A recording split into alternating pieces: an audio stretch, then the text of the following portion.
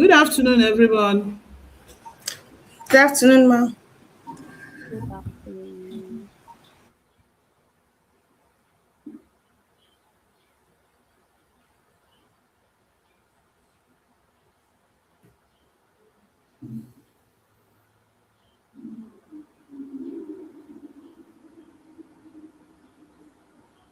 All right. Good afternoon, everyone. Good morning, good afternoon, good evening, wherever you're joining us from. Welcome. Welcome to Beyond Survivor, conversation around the mother's mind webinar. It is brought to you by Health for Women and Communities. Can we all hear me, please? Yes, I can hear you loud and clear. All right. Thank you so much for the feedback. Right about now, we'll go ahead and start for today. You're all welcome from wherever you're joining us from. You're welcome. Today, we'll be discussing on how to replace silence with conversation, how to replace shame with understanding, and isolation with community. Thank you, everyone, for joining in today. Get settled in as we start. I want us to drop in the chat box wherever we are. Introduce yourself and tell us where you're joining us from.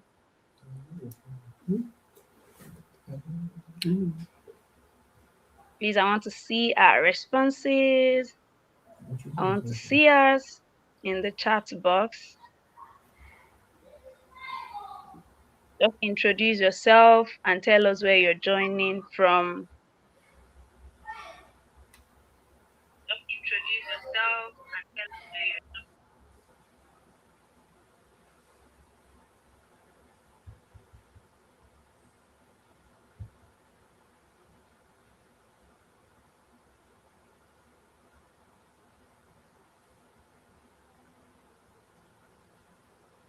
All right.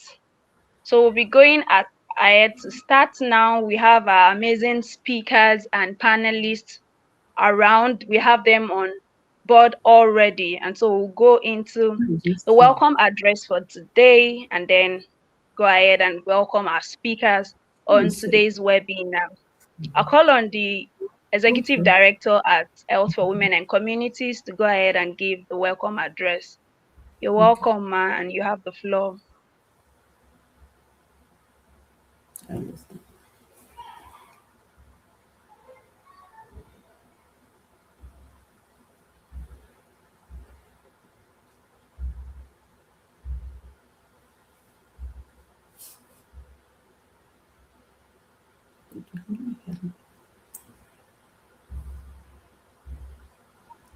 Hello, everyone. Can we hear me, please? Yes, ma'am. All right, Very thank loud. you.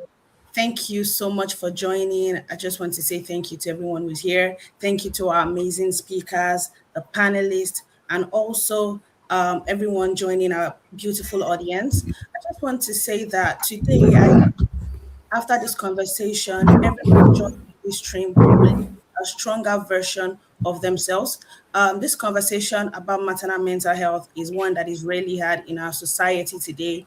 And because of our culture and the lack of understanding about maternal mental health, everybody believes that they're supposed to carry the burden or go through motherhood while being stressed and emotionally burdened. And so today we have gone to meet people who work in this field who have the knowledge, and they are here to speak with you to impart the knowledge that you need on how to protect yourself, protect your mental health, and choose yourself over and over again, even while pouring out into your families, even while pouring out into your children. You are also able to relax and give back to yourself. And so I hope that you will all have an amazing time today. Please, if you have any questions, you can do well to just drop them on the YouTube comments, and we will send them to our speakers so that he can answer your questions. Thank you, and Joy, you can go ahead. Thank you so much for that beautiful address. So we'll go right into the first session of the day.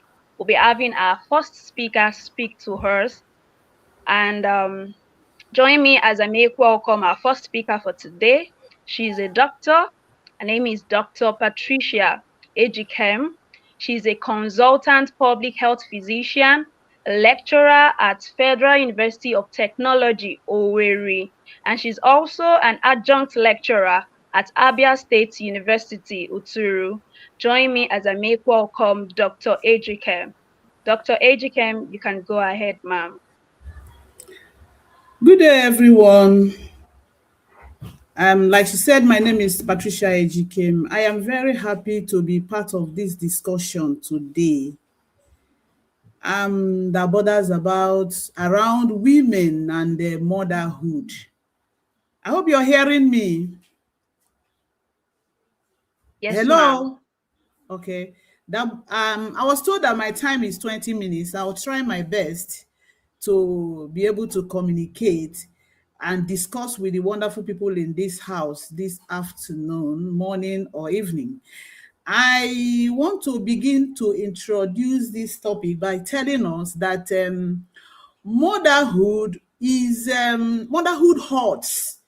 It hurts, but that's an ironical statement to make, because in our climate and in our environment, motherhood is something that brings joy to the community, to families, to individuals. But then there is somebody that hurts. There is somebody that struggles.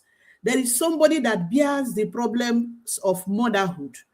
And most of the times, the the ability of that person to actually recognize this burden and then heal from these problems is something to be aware of.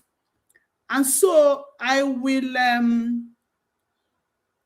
these problems that I said, even though other people are celebrating why somebody hurts, can be in the form of depression, anxiety, or any mental problem. Then your ability to actually heal and reclaim yourself is very, very important. So I'll move forward to try to let us know in a layman's language what maternal mental health is all about.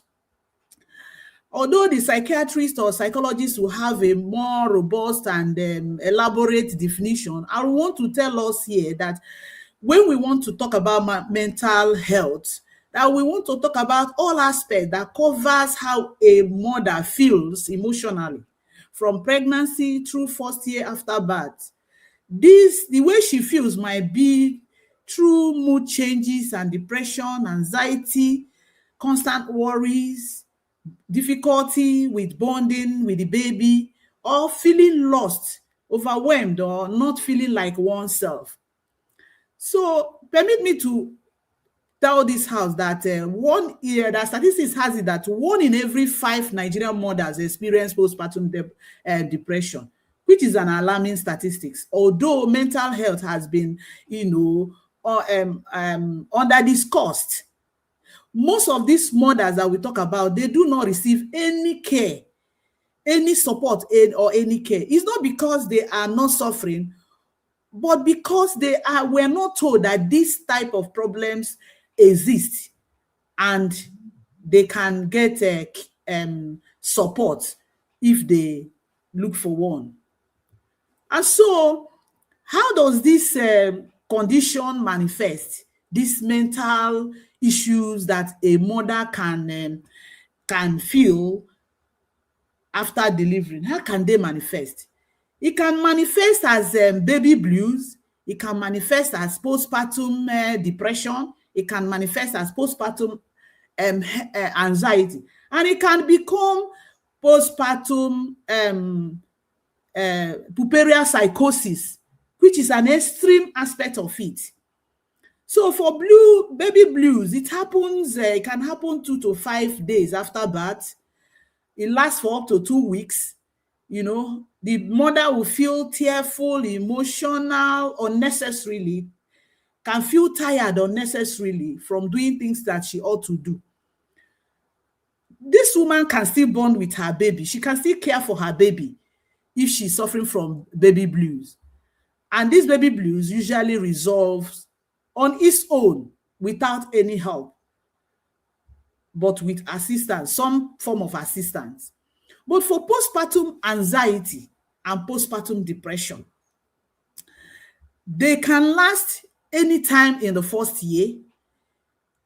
They occur anytime in the first year, and they can last within weeks or months. And how does these people feel? They feel constantly worried over nothing. They are afraid. They have fear, panic.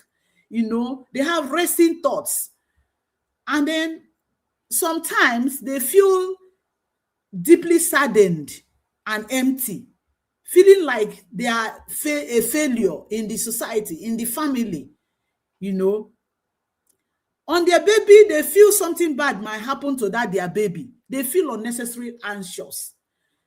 And they are worried the baby may die, somebody might kill the baby, or anything can happen. Worse still, they can feel disconnected or not loved. They may not even love the baby, especially if the baby is not the desired sex, or something happened, or they are having one issue with their husband, and they feel that this baby is is one of the problems. Do they really need help? If it's baby blues, like I said, they will resolve. But for postpartum depression, postpartum anxiety, they actually need to seek help. And that is very, very important. They need help. And so that's one of the major top subjects of discourse this afternoon. We have these problems. Do we talk about it? Do we need help? The answer is yes. And so for a young mother or for a woman postpartum, what do you feel? What are the signs that you watch out for?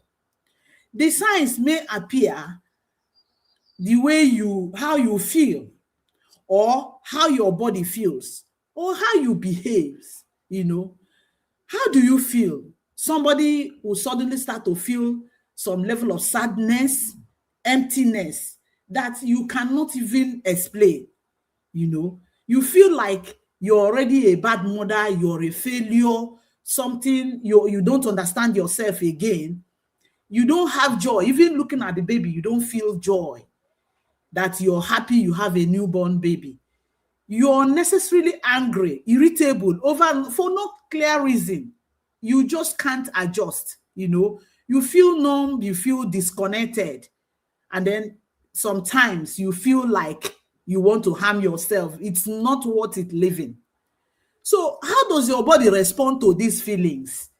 You feel exhausted. Even when you had slept for a long time, you wake up, you're still weak and you're tired. Sometimes you cannot sleep, or you even sleep so much. Somebody is lying down, sleeping all day. Sometimes you don't have appetite to eat. You barely touch your food. On the other aspect, somebody might eat voraciously, because you need to eat plenty to hold yourself, to be yourself, to still be alive and survive. So you now see yourself eating so much. Sometimes you can have some symptoms, bizarre symptoms that you will not explain. Your chest will begin to tighten, your heart is racing, you have headache, you have abdominal pain. Sometimes these problems, these feelings are the ones that even translate to even worse symptoms, because you will go to visit a physician concerning these symptoms, and after checking you, examining you, the physician will now discover that there is nothing. The vital signs are all normal. In fact, this is the beginning of the problem, because it is now shifted from physical signs to spiritual signs, because the doctor has said there is nothing. But the truth is that the woman is feeling something. The mind is telling her that, look, something is happening to you. She begins to feel bizarre signs. Her head is pinching her. Her back is like something, she's walking on a foam. Sometimes it's like somebody is shouting on her head, is heavy, and it's like something is shouting. These are all the signs. She feels them, yes. But for us doctors, you carry out investigations and there is nothing. But then, if she visits the right person, the psychologist, the psychiatrist, the mental health nurse, they will be able to ascertain that, look, these symptoms are not bizarre, actually, like we think. These symptoms are not for nothing. They are real symptoms of something worse than the physical signs. And so when they have these symptoms, how do they behave? It will make them to now begin to withdraw from families and friends, because these are likely people who wants to harm their children. These are the likely people who are responsible for these symptoms that the doctors could not diagnose. From there they will begin to unable to care for themselves. You will see a woman from morning till night, she's not been able to bathe. She cannot, um, put herself in order, make her head to look good the way she would always like to do. She will look unkempt. She's not worried about that. Sometimes they will cry for nothing, crying often without any clear reason.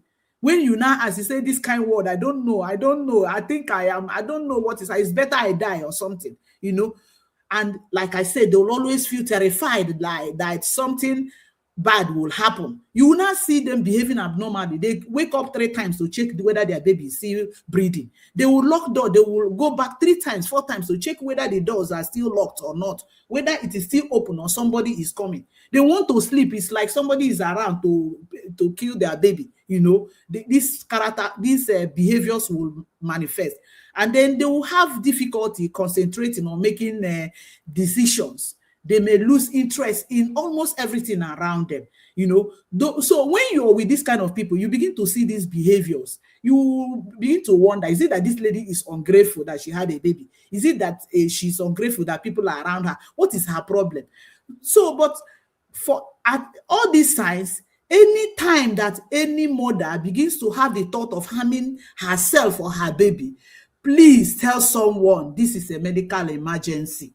This is a medical emergency because there has been history of people who carry their babies and hit the hell on the wall and the baby dies, because that's the way they feel at that point in time.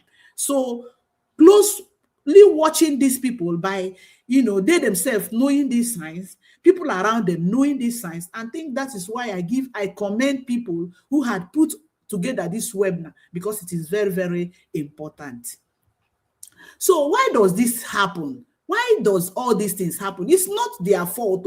It's not that they are very weak. It is not that they are no longer spiritual, they're not praying. It's because something is happening with them that is unusual.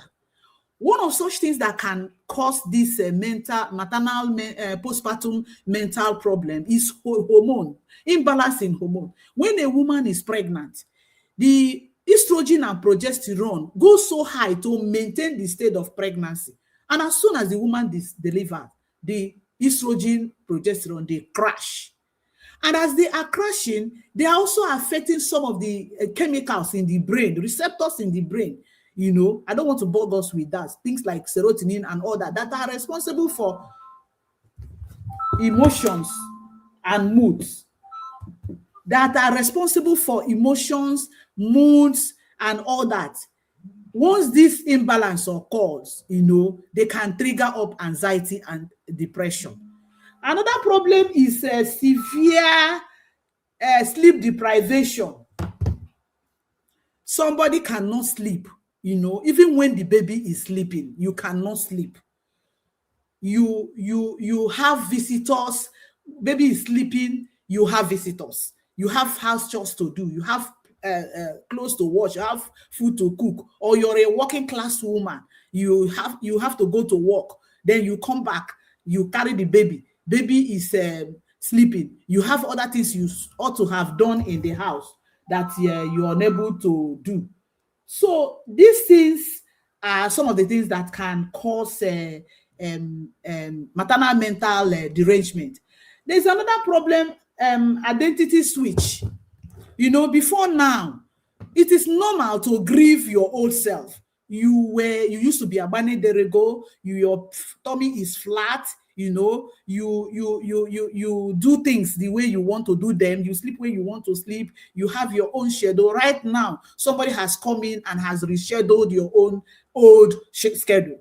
And so it is good to think about those things, but you have to weigh it with the current situation and balance it out. That is the only way that you can cope with this situation without it affecting your mind.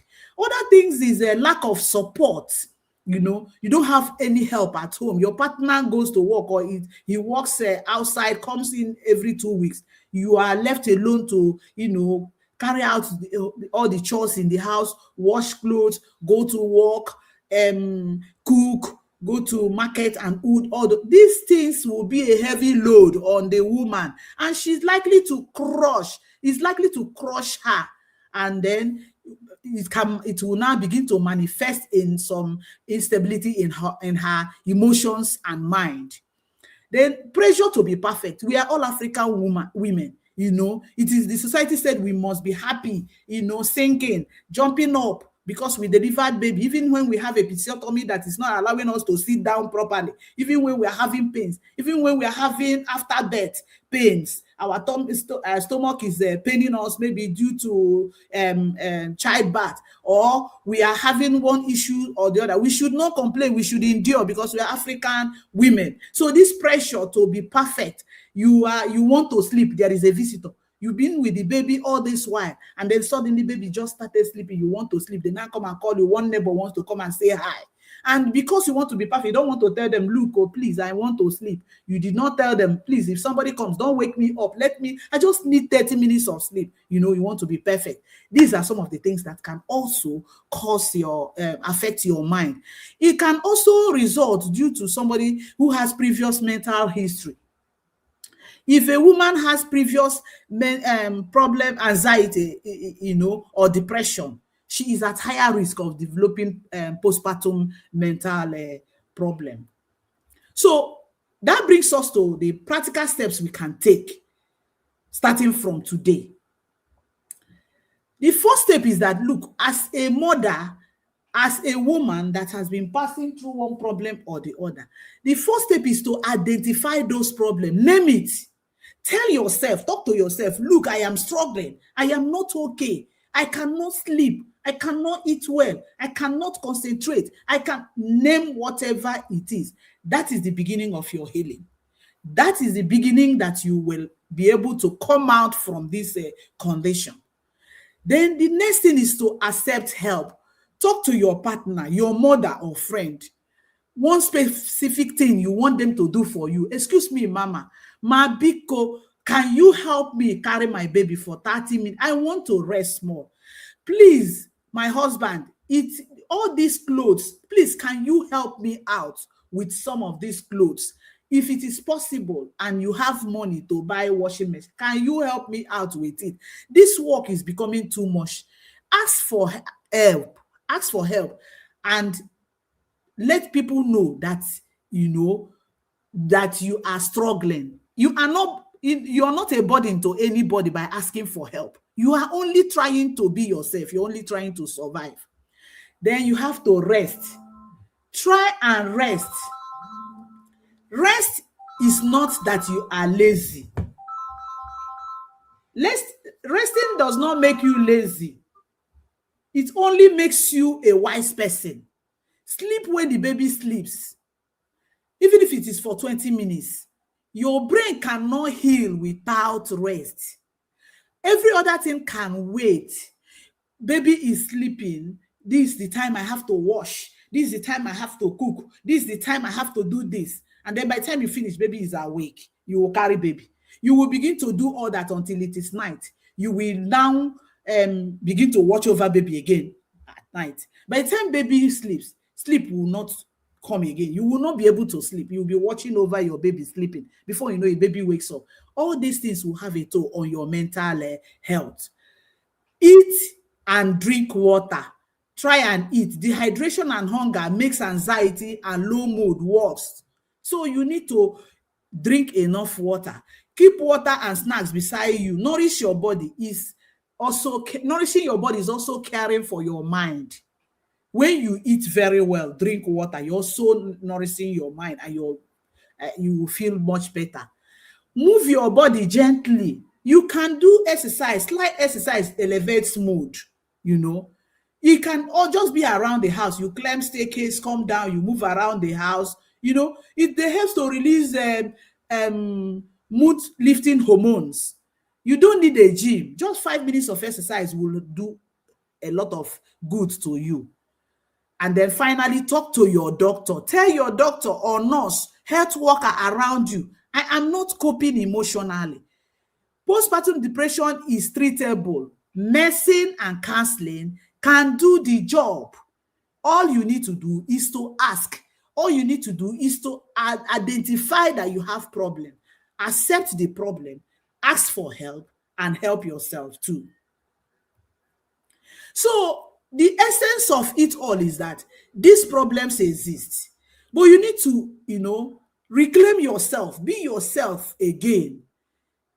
Because that you're a mother does not mean that you will lose yourself completely. You're still a whole person. You're still who you are. So the first thing you do is to remember who you were. Write out few things you like to do before. Are there things you like to do before? You like to, before you became a mother? They are still part of you. Write them down. Then do small things for yourself. You can sit down, buy popcorn, cross your leg, and be listening to music and be eating your popcorn. That will elevate your mood. You can listen to music of your choice. Is it Christian music? Is it hip hop? Whatever you like doing before now, try to do it. Read books if you like to read novels. They are not luxury. They are also medicine. They want to help elevate your mood and bring your mind back and, help you be your old self. Grieve the old you gently. It's okay for you to miss your old life.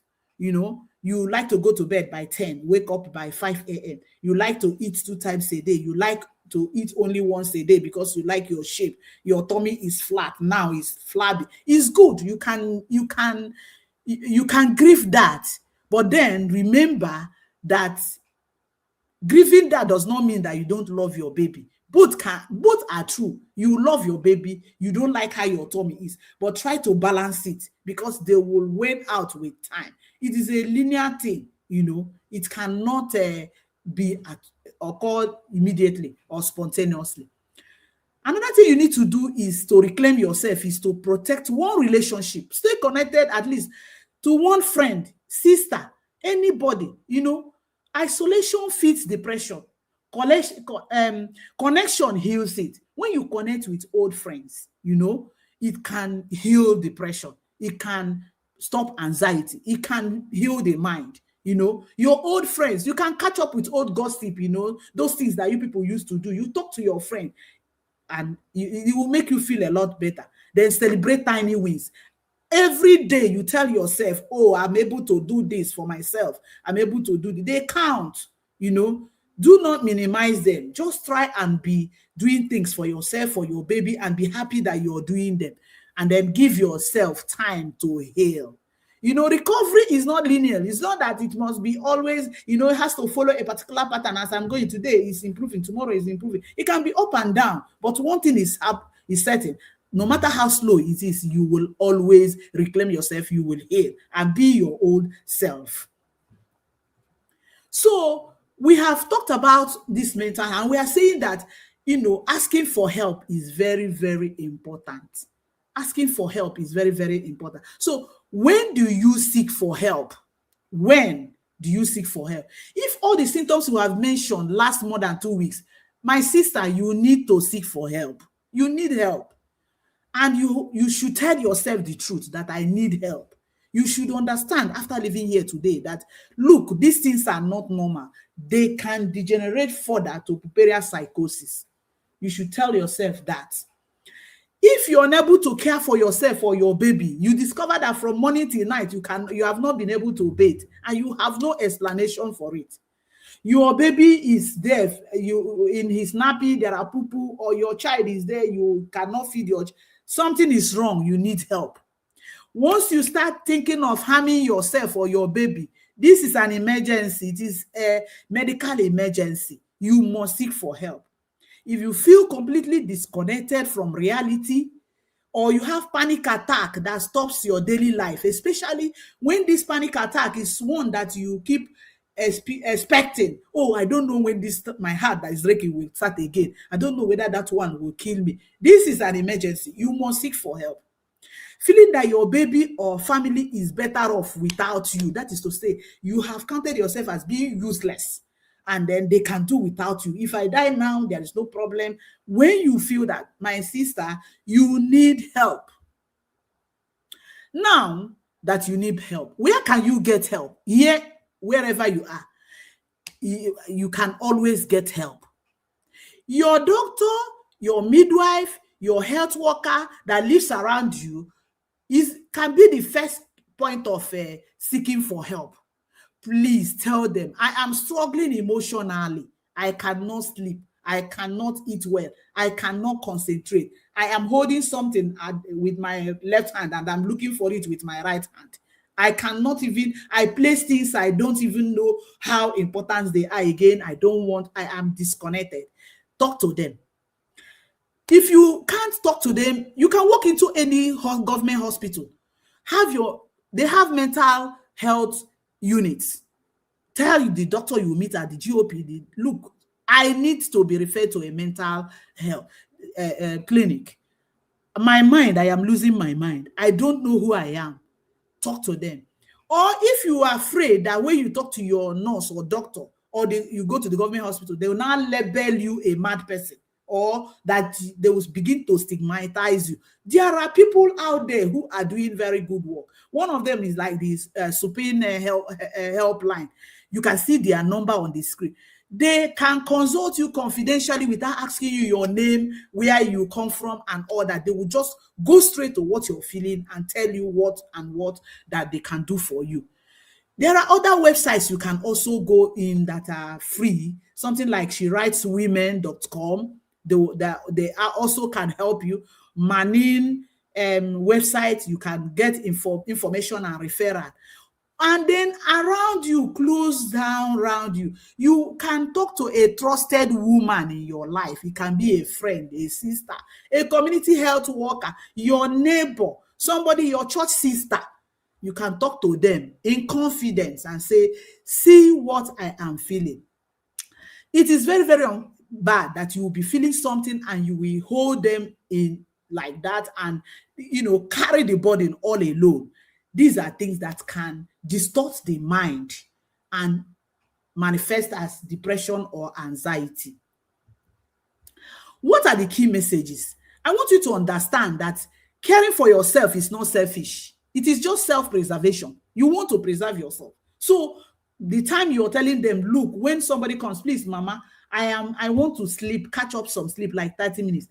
Let the person see the baby and leave, and they see the person another day. You're not being selfish. You're just trying to preserve your mental health. Another message you should go home with is that you cannot pour from an empty cup. It is not possible. If there is nothing in the cup, there is nothing in the cup. By the time you have you have used up all the energy that you have in doing all the things in the house, all the energies that you have to care for yourself, you cannot care for yourself because it is not possible.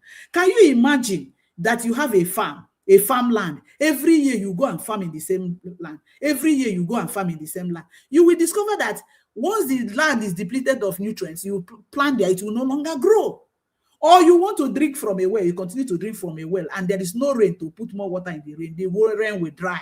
That is exactly how it is. By the time you begin to drain yourself emotionally, there is nothing left, and they will manifest as anxiety or depression. Another thing is that your value is defined by who you are. It is not how you endure.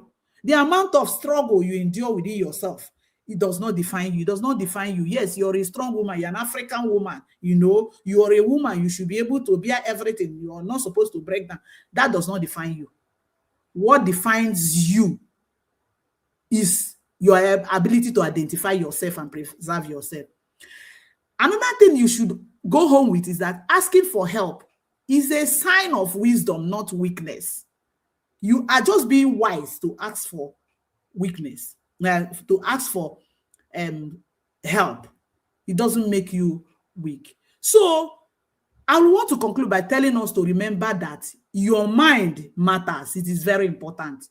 Your healing from postpartum issues also matters, because you matter a lot to your family, to your friends, to humanity in general, because you're a woman.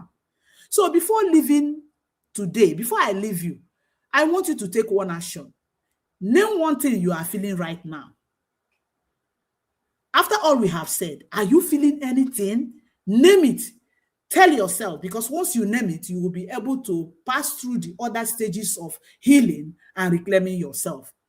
Tell one person about it, that you haven't been fully okay as you're living here. Save this number, the supreme number on your screen, and say to yourself, I deserve to heal. I will ask for help. Thank you very much for listening.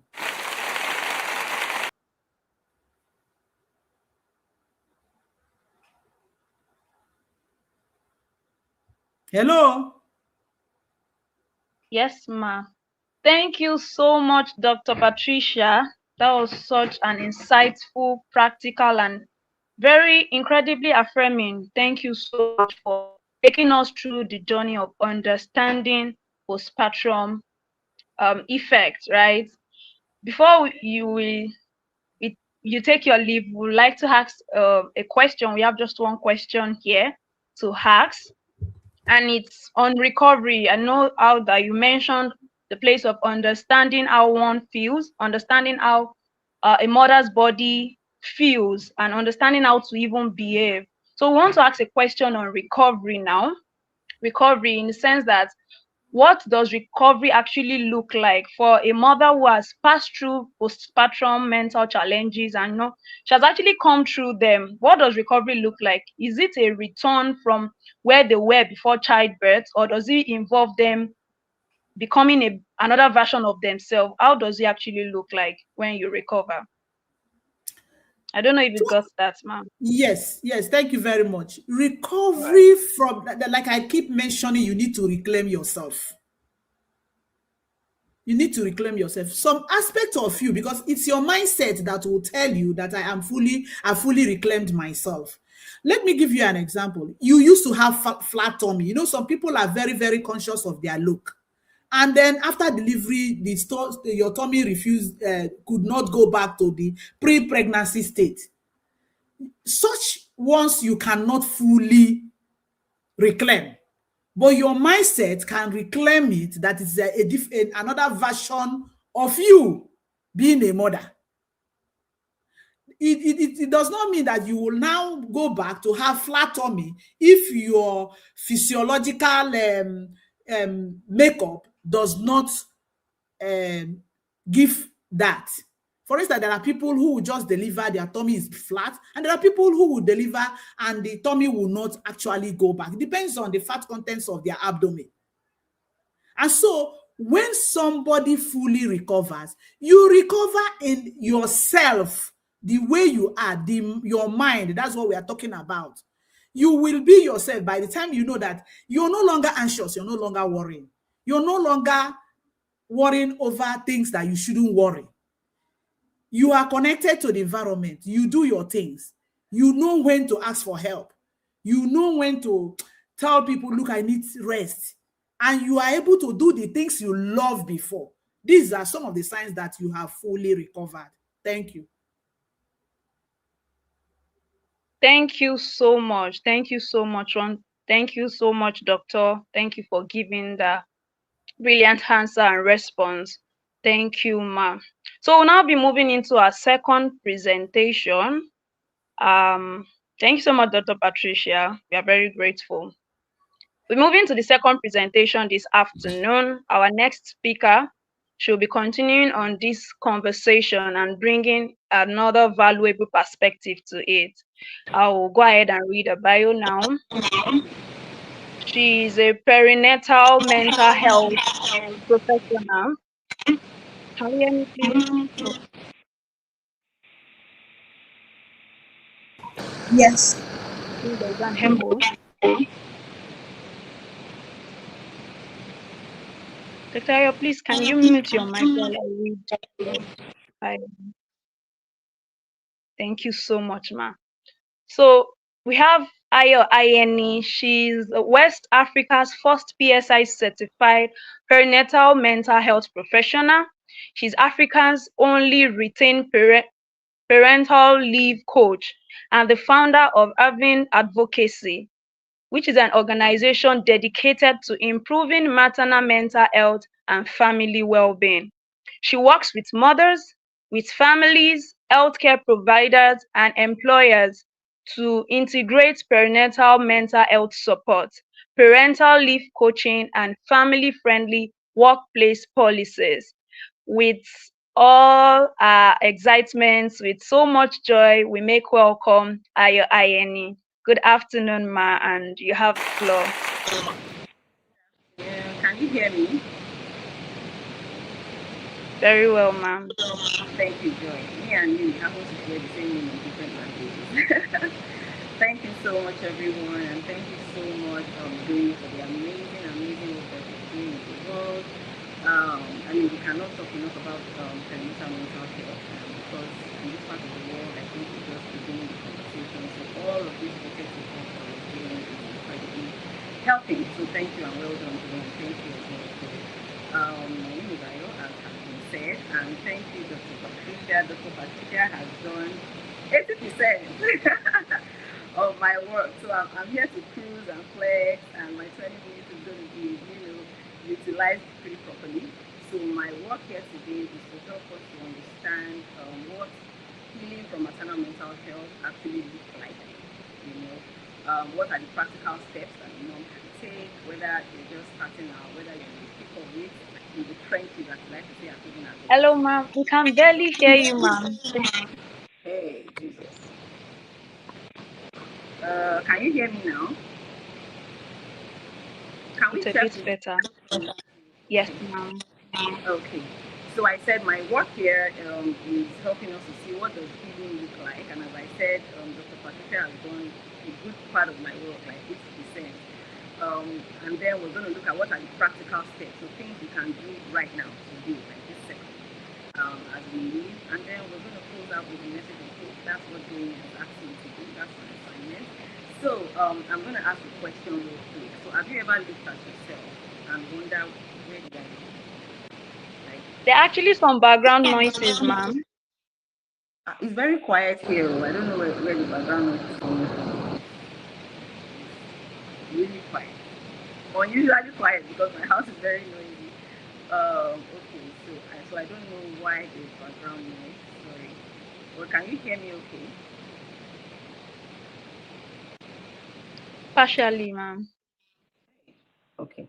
I hope partially is good enough. Can we check with the folks on YouTube? Okay. Yes, the people on YouTube are still putting background noise. So I think you need I to can use hear the that background volume. noise like rain, but it's not coming from here. I can hear that. Is it like rain or something? Yes, yes. It's not coming from here. I can hear it too. It's stopped now. I can hear it too, but it's not coming from me. I don't know where it's coming from. Sorry. I will try to be loud. I will do my best to be loud.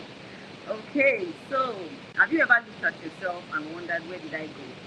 Not where did the kids go, not where did my sleep go, as Dr. Patricia said, not where did my sleep go, like me, where did I really vanish to? It feels like we have vanished in the entire scheme of things. The woman who used to laugh easily, you seem to have a lot of time in your hands, you used to do fun things, you used to do so much fun. You used to make plans and you were very strategic and you were organized and every time of your day had slots and everything, and then suddenly you're wondering where did I go? So that's the question that I want us to reflect on. Do you ever wonder where did you go? Where did I go? Um, so some of those things so what can that maternal mental health, and that's the beginning of it. That's how we start wondering that it seems as if something is not quite right here. So where does the maternal mental health challenge, what does it actually look like in real life? So in real life, it's not really like what is portrayed in the movies, or it's not really as dramatic as it sounds. So if you're a healthcare provider or you're a support system for someone or you're an employer, it's really important that we know how to work out what it really looks like in real life. The first thing that I like to point out is that we usually say postpartum depression. And sometimes this does not really align with what a woman or a man, because perinatal mental health depression, again, mood disorder is not really a woman's thing. It also affects that. So it's good that we talk about that at the beginning. So because we always say PPD, postpartum depression, that can alienate some women and invalidate what they feel, because what they feel sometimes is not depression. what they feel sometimes is intrusive thoughts. What they are going through is ECD, as Dr. Patricia has kindly mentioned. What they feel sometimes is anxiety. They're just scared. It doesn't sound like depression. They don't feel like they're depressed. So sometimes I think that those are some of the things that can get in the way of a woman identifying. Because for me, healing started when I had the language for what I was going through. And that is where the real work starts. Before then, it just feels like you're malfunctioning.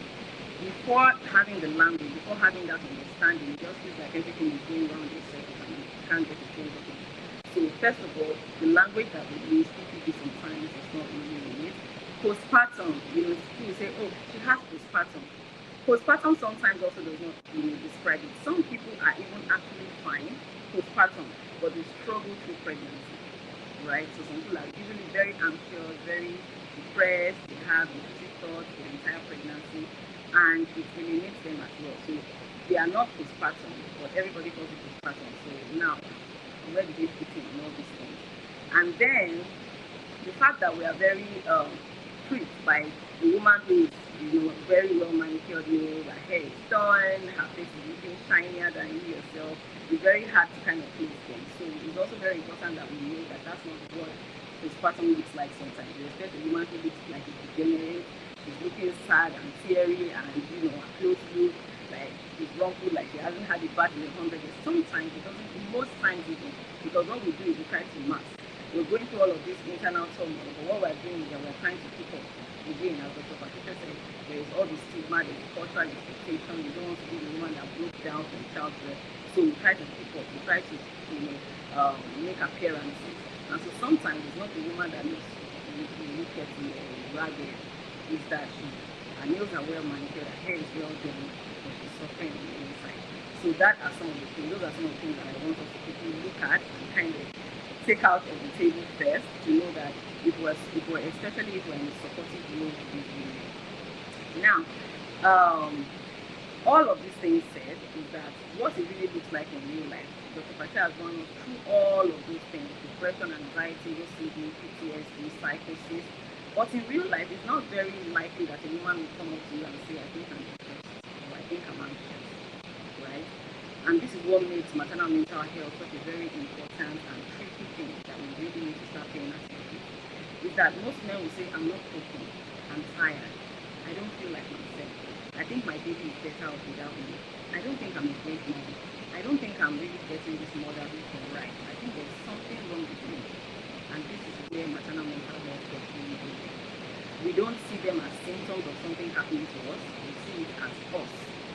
I don't think I've ever heard any patient go to a hospital to say, hi doc, I think I am malaria, right? I don't think anybody has ever said, hi, I am, when they say, oh madam, what brings you to the hospital? And say, oh, I think I'm diabetic, or no, I think I'm diabetes, or I think I am hypertension, right? We see those things as a symptom of something happening in our body. Whereas in mental health, in general, not only maternal mental health, we see it as us. So they think that this is me failing, this is me not getting it right, this is me just being horrible life. This means that my children are better off without me, maybe they deserve another mom, and this is where suicidal thoughts and stuff starts to arise. And because it's such a quiet thing that cannot really be seen physically, this is where it gets tricky, and this is why conversations like this are extremely important, right? So what's our treatment pathway? So I'm not going to deliver all that. As I said, you already made a big half my job. Thank you, Job. So what does treatment look like? So treatment for me, we have put it in three different boxes. So there is peer support and practical support. So peer support is one of the underutilized and effective forms in the steps to wellness. All right, I even call it a treatment network. Is that when the isolation is removed, when we put women or parents in a place where they are completely understood, there is no judgment, it's a safe space, they can speak freely and they can get resources and support that they need. When they can know that they are not alone, it's incredibly powerful, it's incredibly good. And one of those things, yes, this has been proven, there's a lot of research behind it. So peer support is one of the most important things. When you can say, oh, I'm having this inclusive support. Even though you go into peer support, you see many moms who come into peer support, they don't say a word the entire time, not a word, right? But they are able to hear other people say, oh, I lashed out at my baby yesterday, or I lashed out at my husband yesterday. Hello, That's the way it mom. seems. And then you're wondering, oh, okay, so it's not just me. Oh, so I'm not alone, right? For me, the journey of my healing was Hello, very mom. dramatic. Somebody just came up and started to, my friend said, oh, I read about the person depression and I want to show it on my show. And then she went on to start talking about how that matched how she felt as a new mom. And I'm like, yeah, me too. We didn't know he had a name. We didn't know that it was a thing. We just thought it was a personal malfunction. And that is where Hello, healing mom. truly begins. We can This is where barely hear healing. Joy, are you you. saying something? I can't hear you. Yes. Can you hear I me? can't hear you at all. Hello, can you hear me? I really can't hear you. Can you hear me? We can't hear you. I think, is there a fan on close to Okay, you? let me try and check.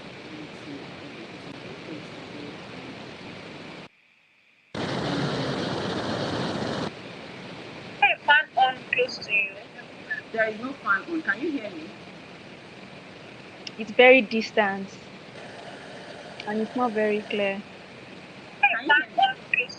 No, there is no fan on where I am. Can you hear me? Or are you connected to YouTube It's very from there? distant and it's not very clear. Is it better now? I'm trying to move close to my Or are you device. connected to YouTube from there? No, I'm not. I just opened YouTube now. Just to check what's going on. Is it better now? You can log out of YouTube and stay on the StreamYard, ma'am.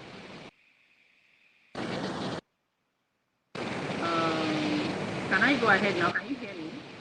Yes. I think it's a bit Okay, better but now. there really isn't any back. Even I can hear that background noise. I don't know where it's coming from. Okay, I can now. I've lost my line of thought. I can't remember where I stopped.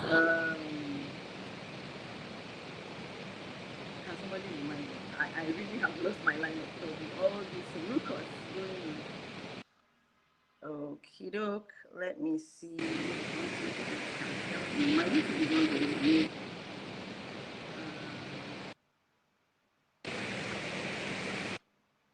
Oh, everyone is back into the interesting.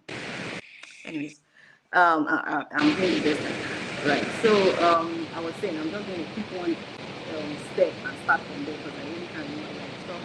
So I was saying that the pathways for keeping this mental health. So peer support is extremely important. This is how we break the cycle of stigma, of shame, of isolation, knowing that this is not a personal malfunction, but a very well documented mental health disorder that you may be going through. And peer support is one of those. Find support. If people have tons of support groups that you can join, please find us online. Or you put a link there from Joy House. I can send you to Joy and Joy can help us to circulate that. So peer support groups are extremely important because you are in the midst of people who are going through what you're going through. You are getting resources from one another, what is working, what is not working. You can make jokes, you can express your rage and your anger, and everything is still kind of fine. And then we're also looking at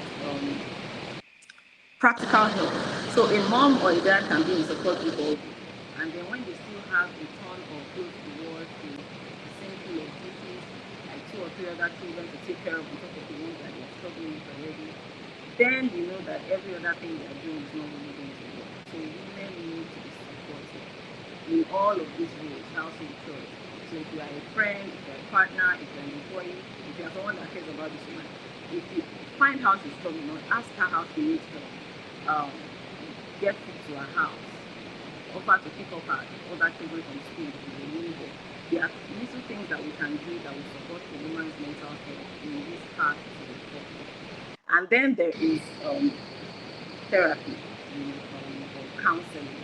And this is, I like to think of this as ways how it helps us to understand how we feel, why we feel the way we feel, and coping mechanisms. So it helps us to feel.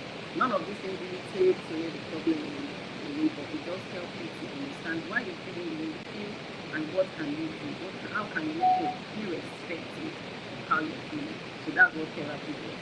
So it's like putting a bunch of clothes in a basket and you just dump it there. So when therapy comes in, what does it do? It pours out the clothes, folds them one by one in a way that makes sense, puts them right back into the basket. So same clothes, same basket, but it's more organized, it's more usable. So that's what therapy helps us to do. It helps us to sort through those feelings and give us the feelings. Some people will be okay attending peer support groups. Some people will be okay with people rallying around them to support. Some people will be okay with therapy, but others will go on to need medication. And I know that medication is such a dicey subject, but some people do need medication to even get them to a place where all of these other interventions will make sense. It's not usually a lot of women who need that, but some people do, and you need to speak to a psychiatrist, you need to speak to your OB, speak to your nurses, they will be able to arrange a plan care for you. Alright, so how can you access this? So this includes what pathways exist. Dr. Patricia already ran into some resources that are available. We have Achieving Advocacy. There's tons and tons and tons of resources that we have. There is the peer support that you can join. Just go into the peer support group for free. There is the one-on-one counseling and therapy. There is coaching. There is non-confessions, what we call the non-therapist. There's Lagos Mind. They do have a toll-free number that you can call. They do general mental health. But those are some of the accessible resources that I do have at the top of my head as far as the parents are concerned. And what are the practical steps? So we have like 9 steps to wellness. What we have documented in 9 steps to wellness. And the first one is knowledge. Please get knowledge. If you cannot name what you feel, then it's hard to even understand it. And if you cannot understand it, then you're just going round and round in circles. So get knowledge, talk to people. A peer support group is a fantastic place for that. Instead of going in video and getting, overload of information, have real life experiences working at home. You ask questions. Or did you go through this, or did you go through that? These are some practical ways that you can get and seek help. Sleep. Sleep hygiene is extremely important. Like there is no mental well-being without sleep. Any kind of mental well-being or any kind of physical well-being without sleep. Unfortunately, the perinatal period is a period where you get the least amount of sleep, which is how it is, right? But we can become very, what's the word? Strategic and wise about it to say, if you do have a partner that is available, can you take shifts throughout the night instead of having to wake up every single time baby wakes up? Can somebody else take baby? Can you express breast milk and somebody feeds when baby is hungry so that you're not always having to put baby to test? Those are some of the options that you can have as far as sleep hygiene goes. Stay away from your phones at least minimum 30 minutes before you go to bed. Make sure that your bed space is very accommodating. If you're already struggling with sleeping, you need a bit of norm to get some very restful sleep. So make sure your room is cool, make sure it's dark. If you need some white sound or some music, if that helps you, if that suits you and helps you sleep, please incorporate it. What else? As she said, sleep when baby sleeps is one of the most annoying things many moms like here. That's what they say. Our own support. If anybody tells you that one more time, it may sound annoying because there's real life happening, right? But it's also true. It may not be when baby sleeps. Sleep when you can. I think we have now evolved that to say sleep when you can. If a friend comes in and says, "Thank you for coming. Can you hold baby for an hour?" Just sleep, right? So use all the available resources that you have to support yourself. It's not the time to be perfectionist. It's the time to receive help that you need and that is available to you. So those are some of the ways that we can improve sleep hygiene, even though it's really difficult in the perinatal period. Nutrition is important. Stay hydrated, eat nourishing food, don't go and be swallowing junk food. This is not a good time for that. Ask for help. If your friend is coming, can you say, "Please, when you are coming, immediately you go to the listening when you are coming to bed. Can you do and this and this for me?" Ask for that help. It's really important. Nourish your body. Exercise is not really hitting the gym and getting the pregnancy body back. It's not like a big kind of thing. It is what your body is able to do part time. It's maybe going up and down the stairs of your own home, walking 2 blocks and back. Just movement. Movement really does help. It has been proven to improve mental health in many ways, a lot. And then non-judgmental sharing is also support with friends that you can really talk to about how you're feeling, how you are really feeling. Who will judge or who will try to solve the problem or switch to action. You just listen and validate is very important. Emotional support is important, very critical, as I just said before. Someone who will validate how you feel, they will not undermine it. Find those people honestly. Many ones like you, your support group moms, or any money group thing that you have going on for you. I already talked about practical support. get help. This is not the time to arrange your throw pillows at a 90-degree angle exactly, right? It's the time to make, it's the time for therapy, right? Therapy and get all the help that you can, and then ask for resources, right? Ask questions, advocate for yourself. If you go to the hospital and somebody says, oh, it's just in your head, or are you, I mean, sometimes it's unfortunate that we get invalidated from places and people where we're supposed to get the help that we need. It does happen everywhere in the world. It's not only in Nigeria, but you need to keep advocating for yourself. If something doesn't feel right, please don't stop talking about it. Keep seeking help until you find the right resource for you. Alright, involve others as well to help you to live, and then have it an action plan. Dr. Patricia already mentioned that previous history of personal or family mental health issues is something that can predispose a mom to mental health issues in the perinatal period, right? So have a care plan for yourself. If you're anxious, if you're depressed in your first pregnancy, or your first baby, make arrangements for that. You know what that feels like now. If you know someone that has already suffered from this, if you know that you don't really have that care infrastructure around you, please, please, please, if you know that you lack that care infrastructure, right, make plans for it. So and so, Lagbaja and Takashibi, can you bring me food once a week, or can you have a place where you order from? Can you have somebody that comes to clean your house once a week? Have that plan with your spouse before you need it. So actually outline all this plan. Postpartum planning is incredible. It's not just about buying baby shoes, doing the baby nursery, buying all the kids onesies. Those are good, but the one that will really sustain your soul is really good. And self-care is whatever feeds your soul, right? It doesn't have to be anything dramatic. It doesn't have to be anything, whatever feeds your soul. Some of the things that we heard in our support group is, I'm the kind of person that I always love to have my nails done, and it's been a while, and it doesn't really seem like it, so I'm gonna go and get my nails done. That, sister, is self-care. Somebody said I'm going to the Beyonce like Beyonce is in town next weekend. I'm definitely hopping in there. That is self-care, because it clearly fits this woman's soul, right? Whatever fits your soul. Sleeping in, for me, just sleeping in that quiet room for a very long time. Cool, calm, and collected, right? You watch your favorite shows, whatever it is that gives you that that turns everything down for you, right? Find mindfulness, especially for those of us that have anxiety. Go online, there are a lot of mindfulness exercises, deep breathing, helps us to calm our nervous system down. It helps us to tell our brain that, okay, I know that you think there's fire on the mountain, but I promise you there's no fire on the mountain. You're just anticipating. So those are some of the things that we can do immediately that can help us very, very quickly. And again, let's go back to where we started. So my question again to you is, have you ever looked at your baby and yourself and wondered where you're going? I hope that you can answer that question much better now. I hope that you have resources. I hope that you have help that can help you to name it, to tame it. I hope you can name it and tame it now.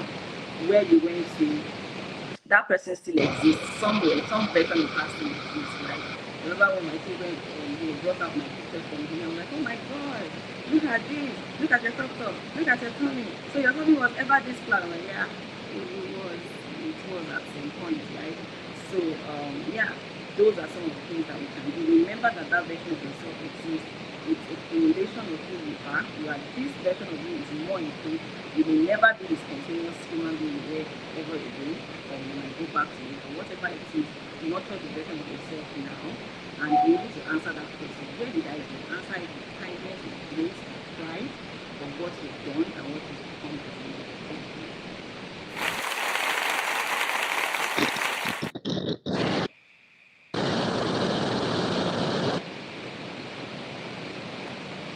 All right. Thank you so much, ma'am.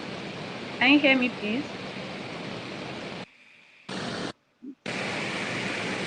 Okay. Hello, can you hear me?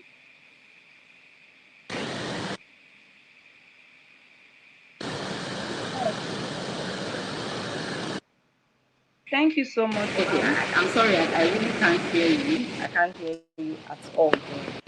And I don't know what I'm going to do. I'm thinking maybe, did I I tried listening from Instagram, I'm sorry, from YouTube. People are getting to be having better than us.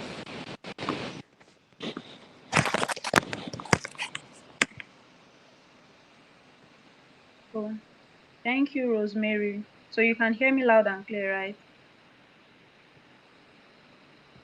Don't think our speaker can hear. But thank you so much, ma'am. I think Thank you, Rosemary. So you can hear me loud and clear, right? Okay, I can hear Don't you from think our YouTube. speaker can hear. But thank you so much, ma'am. Thank you, Rosemary. we have So you can hear me we loud have and a clear, right? question for you. Mary. Yes, We it's have, so you can hear okay. me loud and clear, right?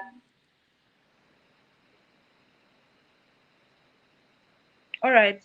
So our question for you, ma'am, is we learned on the importance of counseling, the importance of getting resources that could help you navigate the journey of postpartum, and also asking for help and just seeking support as necessary. So we have a question, and this is for every new mother. If they could just hear one message from a counselor before leaving the hospital after giving birth, obviously, what would that message be? What, as a counselor, what would be your message to every new mother that is just leaving the hospital after childbirth? I don't know if you got that, ma'am.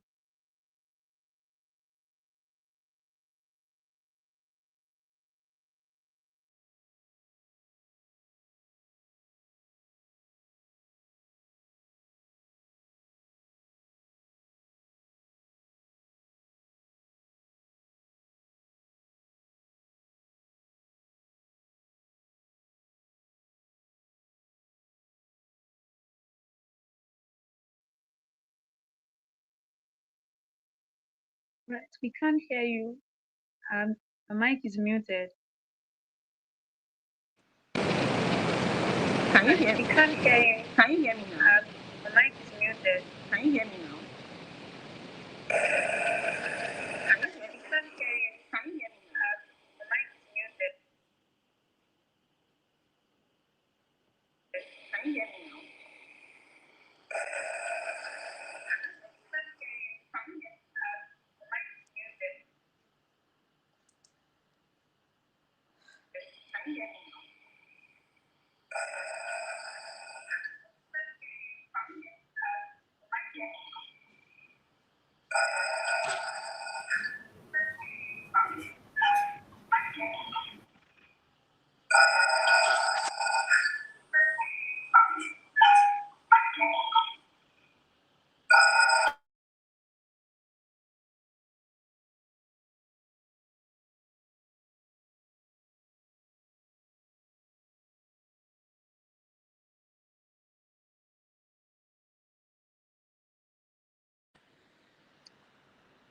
Okay, so I'm totally lost. Can you hear me? Yes, I can. Okay. I'm totally lost as to what is going on. Can you hear me?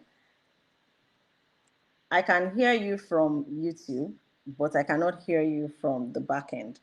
So it's a very tricky situation. Oh, So you were reading a maybe. question. So I'm just going to mute myself here and listen to you from YouTube. So if you had any question or something, please let me know. So I'm going to mute myself here now. All right.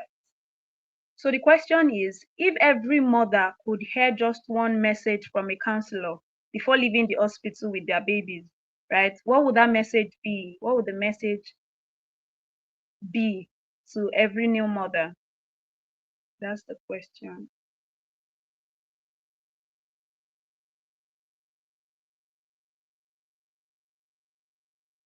Okay, so I think that the message to every new mother is that motherhood is not automatic. All right. I know that everybody thinks that breastfeeding is putting baby to breast. Motherhood, everybody talks about motherhood instincts. Don't worry, you know what to do, you figure it out. It's a lie. Okay. So I think that one message that I will give to every mom is that if you're struggling, if it feels hard, it's because it is. Motherhood needs to be supported and you deserve support. So please ask for support. So as a nurse or as a healthcare provider, as a woman is leaving the hospital, you talk to her about a range of things. Some things that trigger some women is just a crying baby. You've done everything to pacify this baby. The baby won't stop screaming. So all of those things that nobody ever told her, she never anticipated. Everybody thinks they like the sounds of crying baby until it's your baby that has been crying for hours and is not being soothed. So we should help them to anticipate things that they can anticipate. So it is, you need support. Motherhood can be hard, but it's also extremely rewarding. And if you're struggling, it's because it's hard, I think. Thank you so much, ma'am. Because Thank you. That was a beautiful one. Thank you for joining us. We are so grateful to have you on the webinar today. Thank you so much. And so we move to the next agenda because we've now had two excellent presentations and two amazing The next sessions. agenda. Now it's time thank you. to bring We've not everyone together. All right, thank you. Now it's time to bring everyone together to an enriching conversation. We'll be going straight to our panel session now, and I'll go ahead and introduce our panelists. We have them on the stage already. So I'll go ahead and introduce them. Please, I want the chat box to be bubbling with our excitement as we go into the enriching conversation we have this afternoon. First on my list is Ugochi Ben. Ugochi Ben, she is a counselor, an individual therapist, and relationship, family, and marriage therapist with several years of experience supporting individuals, couples, families, children, teenagers, and groups in achieving improved mental health, emotional well-being, and healthier relationships. She holds a Master of Education in Guidance and Counseling and has received specialized training and certification in psychotherapy, cognitive behavioral therapy, dialectical behavioral therapy, grief and bereavement counseling, couples counseling, and other evidence-based therapeutic approaches. She's passionate about fostering self-awareness, emotional intelligence, resilience, and personal growth. Ugochi helps clients identify and address underlying mental health concerns while developing practical coping strategies and personalized treatment plans tailored to their unique needs. Make welcome with me, Ugochi Ben. You're welcome, ma'am. So excited to have you on the call. Thank Also, you. yes, ma'am. Thank you so much. Also, we have Dr. Moses Zia. Dr. Moses Zia is a distinguished Liberian psychiatrist and addiction professional. He's currently serving as Director of Mental Health at Liberia's Ministry of Health. He holds a Bachelor of Science degree in biology and a Doctor of Medicine degree. In 2022, Dr. Zia completed his residency training, becoming the first homegrown psychiatrist and the inaugural graduate of the Faculty of Psychiatry at the Liberia College of Physicians and Surgeons. Additionally, he holds several professional certificates in leadership and management in health, in healthcare management, global mental health, amongst others, from notable institutions at home and abroad. He is an alumnus of the International Program in Public Health Leadership at the Evans School of Public Policy and Governance, University of Washington, USA, and also an alumnus of the U.S. Department of State International Visitor Leadership Program, BHELP for short. Beyond his current duties as Director of Mental Health, he also chairs the National Multisectoral Technical Working Group on Drugs and Substance Abuse. Dr. Zia continues to mentor mental health professionals, medical students, and resident doctors while reflecting his dedication to advancing medical education in Liberia. Please make welcome Dr. Moses so you can unmute your mic and say hi to our audience this afternoon. Good afternoon to everyone, and thank you, Joy, for the introduction. Thank you, sir. And I'll go ahead to welcome our last panelist for today. We have Toby Michaels. She is a licensed clinical psychologist, a mental health advocate, and a psychotherapist passionate about helping individuals achieve mental wellness. With over 7 years of clinical practice, Toby has continued to make tremendous impact in the area of maternal mental health and trauma care while working on variety of mental health conditions, including depression, anxiety, work-related stress, and relationship challenges. She holds a master's degree in clinical psychology from the University of Ibadan and a global mental health from the University of Washington, allowing her bring evidence-based, practical, result-oriented, and holistic interventions to helping individuals and families improve their overall quality of life. She is the founder of Mom Head Network, and our goal is to help our clients move from mental distress to mental wellness. Please make welcome Toby Michaels on today's webinar. You're welcome, ma'am. You can unmute and say hi to the audience.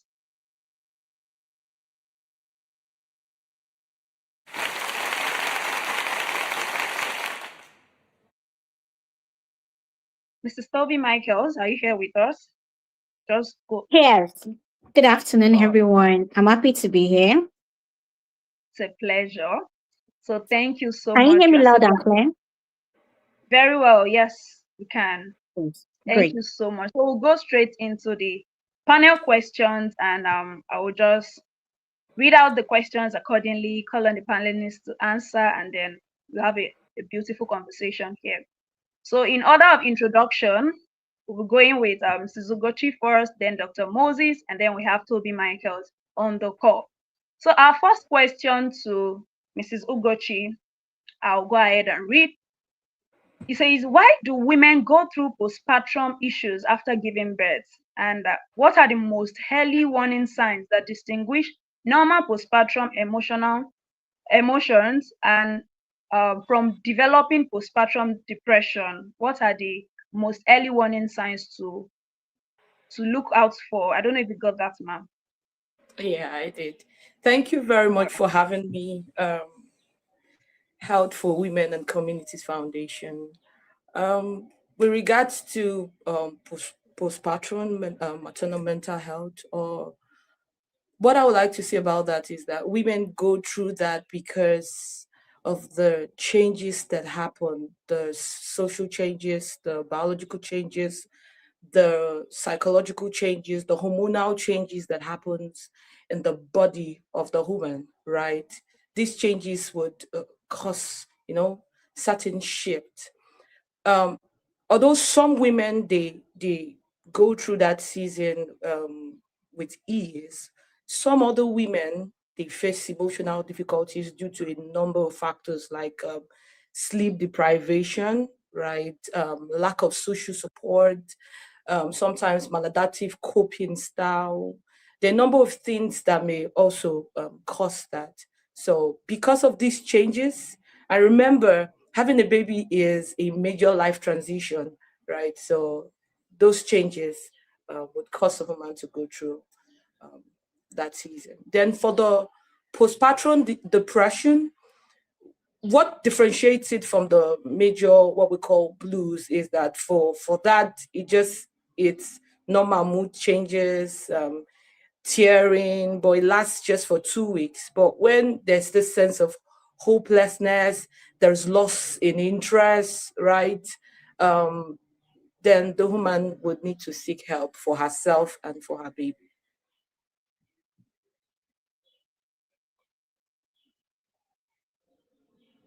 All right. Thank you. Thank you so much for that beautiful answer. Thank you. That is well Thank you. received.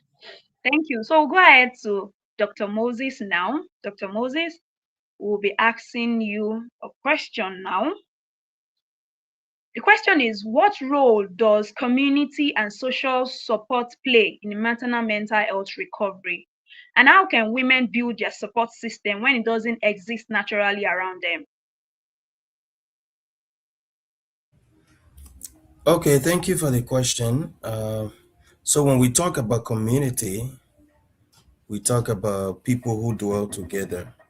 So, a person's community is clearly people around her, in this case a mother, people around her who some way or the other interact with her either on a daily basis or so forth. So in order to build a good community, or the way the community can be helpful to this mother, I would like to first of all look at the issue of normalizing these experiences, and then removing stigma out of it.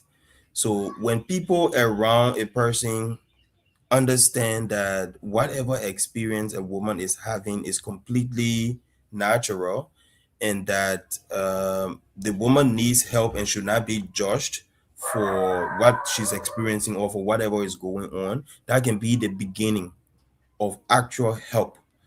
Because in the field of mental health, one thing we've seen is that the symptoms and experiences people have oftentimes are quite misinterpreted, and then ascribed to something sometimes supernatural, or not considered normal.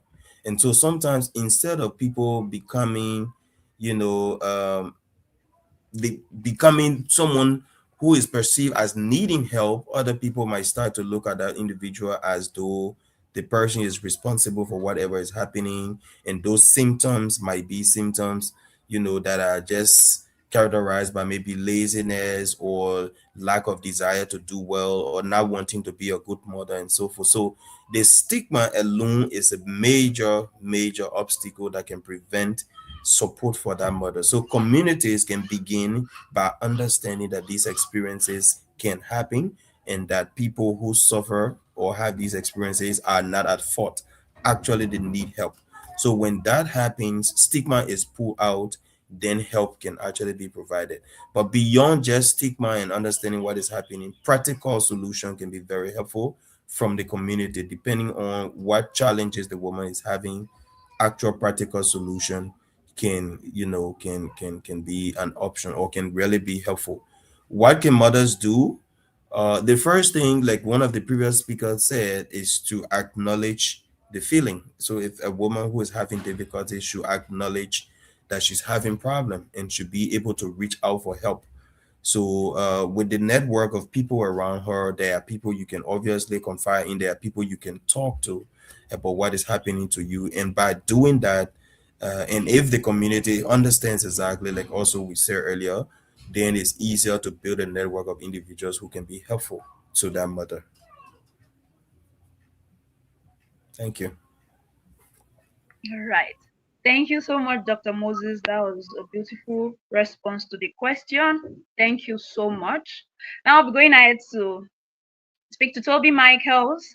Question we have for you here is, seeing that you're someone that helps people move from mental stress to mental wellness, we have a question here for you that says, how can one recover from experiencing anxiety, mental stress, and emotional abuse in a relationship while still living with the person causing it? How possible? How can one recover from such an experience? Thank you. Okay, so thank you for that question, and thank you for having me here. Well, how can someone recover from mental stress or anxiety while still living with someone causing? First of all, you have to seek help. When you seek help, help comes in different forms. Like the earlier speaker said about peer support, community support. Community support has been identified as key factor in mental wellness. When you have high level of support system, it helps our mental wellness to be more elevated. So if an individual is living with, I want to assume probably an abusive partner, for example, how can this individual manage anxiety? First of all, you have to seek help. And once this abuse or yes, abuse or the reason for this anxiety is affecting your daily life and causing threat to life, then there's a need to also seek protection from government agencies responsible. It's usually very difficult to rightly recover from a mental or physical distress if the significant other or a key support system is the reason behind this distress. So while it is important for you to seek professional help or support from other part of community in terms of family, friends that can be helpful, it's very important to identify if this distress is a threat to life. And if it is a threat to life, then a very drastic protection is needed. You have to leave the source of the distress because you can't recover from what is causing you distress.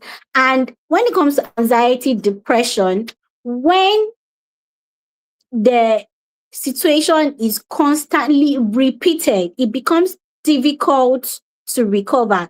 Repeated exposure to violence, to distress, to any form of distress makes recovery very difficult or unachievable and a decline in the condition.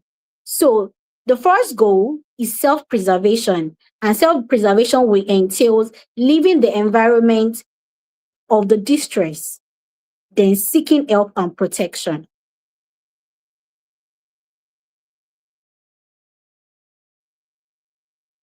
All right, thank you so much for that. So it's very important to seek help, very important to leave your environment if it's constantly repeating itself. Thank you so much for that. We're coming back to Gochi Ben. We have a question here for you on postpartum depression. I know postpartum blues. Question says, what is the difference between these two? What is the difference between postpartum depression and postpartum blues? And what happens if a mother never gets better? Is recovery always possible? Do you get that? Yes, can you hear me? I got that. Yeah. Can you hear me? So, like I said earlier, postpartum blues is normal, right? It's basically lasts within 2 weeks. It's the normal mood changes, teary, because of the changes going on in the body of the mother. But for postpartum depression, right, it's persistent when it's long lasting. So at this point in time, you could see symptoms like hopelessness, um, lack of excitement, right, for the things that the mother would have loved to do. And sometimes postpartum depression, like I told you, is also, it's a mental health condition, right? And mental health condition is a report card that says there are certain factors that may be responsible for this. So to the mother asking me if a woman can heal from postpartum depression, definitely. Research has shown that there are evidence-based therapy that can be used to help mothers cope with depression, postpartum depression, quite all right.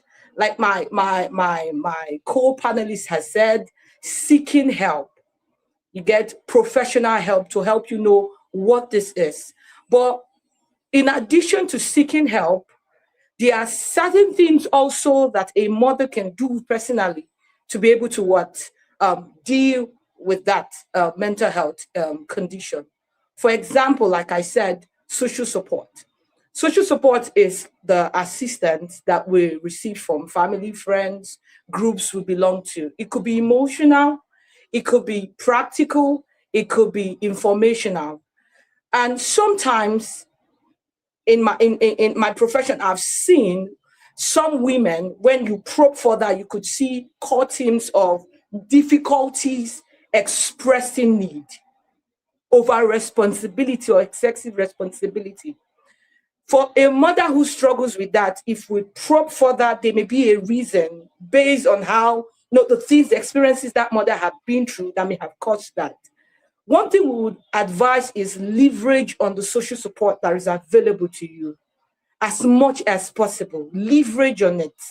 You can do it, but at this point in time, you need all the help you can get. Then another thing I would also recommend would be learning positive coping styles. We have the negative ones, right?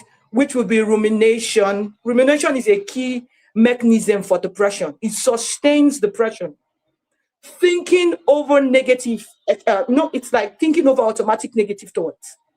But you could use positive coping styles like, using your problem solving skills, trying to think of ways that you could deal with that.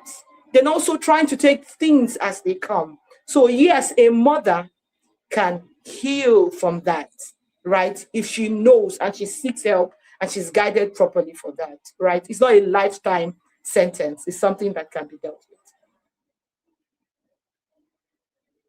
Thank you. All right. Thank you. Thank you so much. I believe our audiences are learning and learning well this afternoon. So it is possible to recover from that, and it is possible to, to dwell on positive things even in that situation. Thank you so much. Now to Dr. Moses, we have a question here for you, and it's coming from the spouse angle now. It says, how can a husband and in general, how can families better support a woman who has just given birth? What are her needs and how can they make this transition smoother for her? Thank you. That's a great question. So again, I would say, how can you help begins with what do you know with what is happening with this woman. A mother who has just put to bed, according to the previous speaker, rightly so, has had a lot of changes to her body. There are biological changes, there are psychological changes. Biological changes meaning with her body, changes with hormones within her body that will, because of that, cause different patterns compared to the way she used to be. There are psychological changes. She might feel, and experience some emotions ranging from being sad to being irritable to being easily triggered to social. Now, those changes are important to be understood if you must be helpful. So, husbands and families can be very helpful when they first of all understand those changes. Now, beyond understanding those changes, they have to be more practical in assisting. So, if a woman who has just put to bed is unable, for example, to do certain chores, maybe because she had a difficult delivery, maybe because she had a cesarean section, maybe because she has some complications, for example, physically she might be unable to do some chores. And most women are used to doing house chores, whether they're pregnant or not. So if you are a family member or a husband or so, knowing that the changes that have happened with this woman now makes it difficult for her to continue performing tasks and responsibilities like before, then it means that we can be better prepared to provide practical assistance with some of those things. Okay. Now, additionally, beyond practical assistance, we have to provide emotional support when people are going through the range of emotions, especially with the hormonal changes and all those things that are happening. Oftentimes what people need is reassurance, emotional reassurance, understanding what is happening and appreciating the woman, identifying the strength that she has over the weaknesses that are obviously, manifesting because of her situation. So if you are a husband, instead of maybe looking at her to be a lazy person after giving birth, that she's not taking care of this child more than she should, that you acknowledge the efforts that she's making and that you try to meet her halfway with the difficulties she's having so that the practical solution to whatever those existing situations are can be achieved still. So if you're a husband who also work and because of that you cannot be home and assisting, you can find help. That is a practical solution. You can find someone to assist with caring for the baby. Now, if this woman is struggling with sleep, you know, again, most times women will have to adjust their sleep one way or the other according to the time the baby is also sleeping because, you need to settle the sleep debt. So if the woman will have to adjust, and if it means that getting sleep in the day is something practical for her, but there are tasks to be performed in the day, let someone be able to help, at least until she's able to come around, gather the strength again and be able to get her routine. But I think the bottom line is she needs both practical as well as emotional support during these critical times. Thank you. Thank you so much, Dr. Moses. That was practical and that was well understood. We're learning, and we're learning. So I'll go now to Toby Michaels. We have another question here for you. This is the second stage of questions that we're asking. So yeah, question here says, what should a mother do if she feels disconnected from her baby after birth? What should a mother do if she feels disconnected from a baby after birth? Okay, so thank you for that question. We're looking at time in terms of duration, severity. These are the key indicators if there is a need for support, if if looking at um an emotional distress here or simply baby blues. Actually, just like Gochi said, baby blues last for, we're looking at 2 weeks, 2 weeks thereabout, between days to few weeks. So if a woman feels disconnected, ideally, if a woman starts feeling disconnected, but baby blue does not involve feeling disconnected. It involves being overwhelmed. Probably you are anxious, you are irritable because of lack of sleep. But if a woman starts feeling disconnected, then we are looking at um a postpartum depression or anxiety, usually postpartum depression. A woman that is feeling disconnected should notify significant other about the condition, just like the first speaker, Dr. Edgecombe said. Let somebody know how you feel, because at that point, you could be a danger to the baby. Let people be aware of how you're feeling, that you don't feel connected. Then you seek help, professional help. You seek professional help to help you put through your emotions, how you're feeling. Because when a woman has a child, there's a lot of hormonal changes and indication to how you feel a lot of time. While the causes of postpartum depression is unknown, there are key indicators that individual that suffers distress, bipolar disorders, depression, they are highly susceptible to having postpartum depression. So when you don't feel connected, we are looking at postpartum depression, and professional help should be sought to help you go through how you're feeling, help you process your emotions while you feel the way you feel, an appropriate way, while informing your community, your support system of how you feel, so that they can also be there for the child, so that the child does not suffer in the meantime while you get the appropriate and needed help.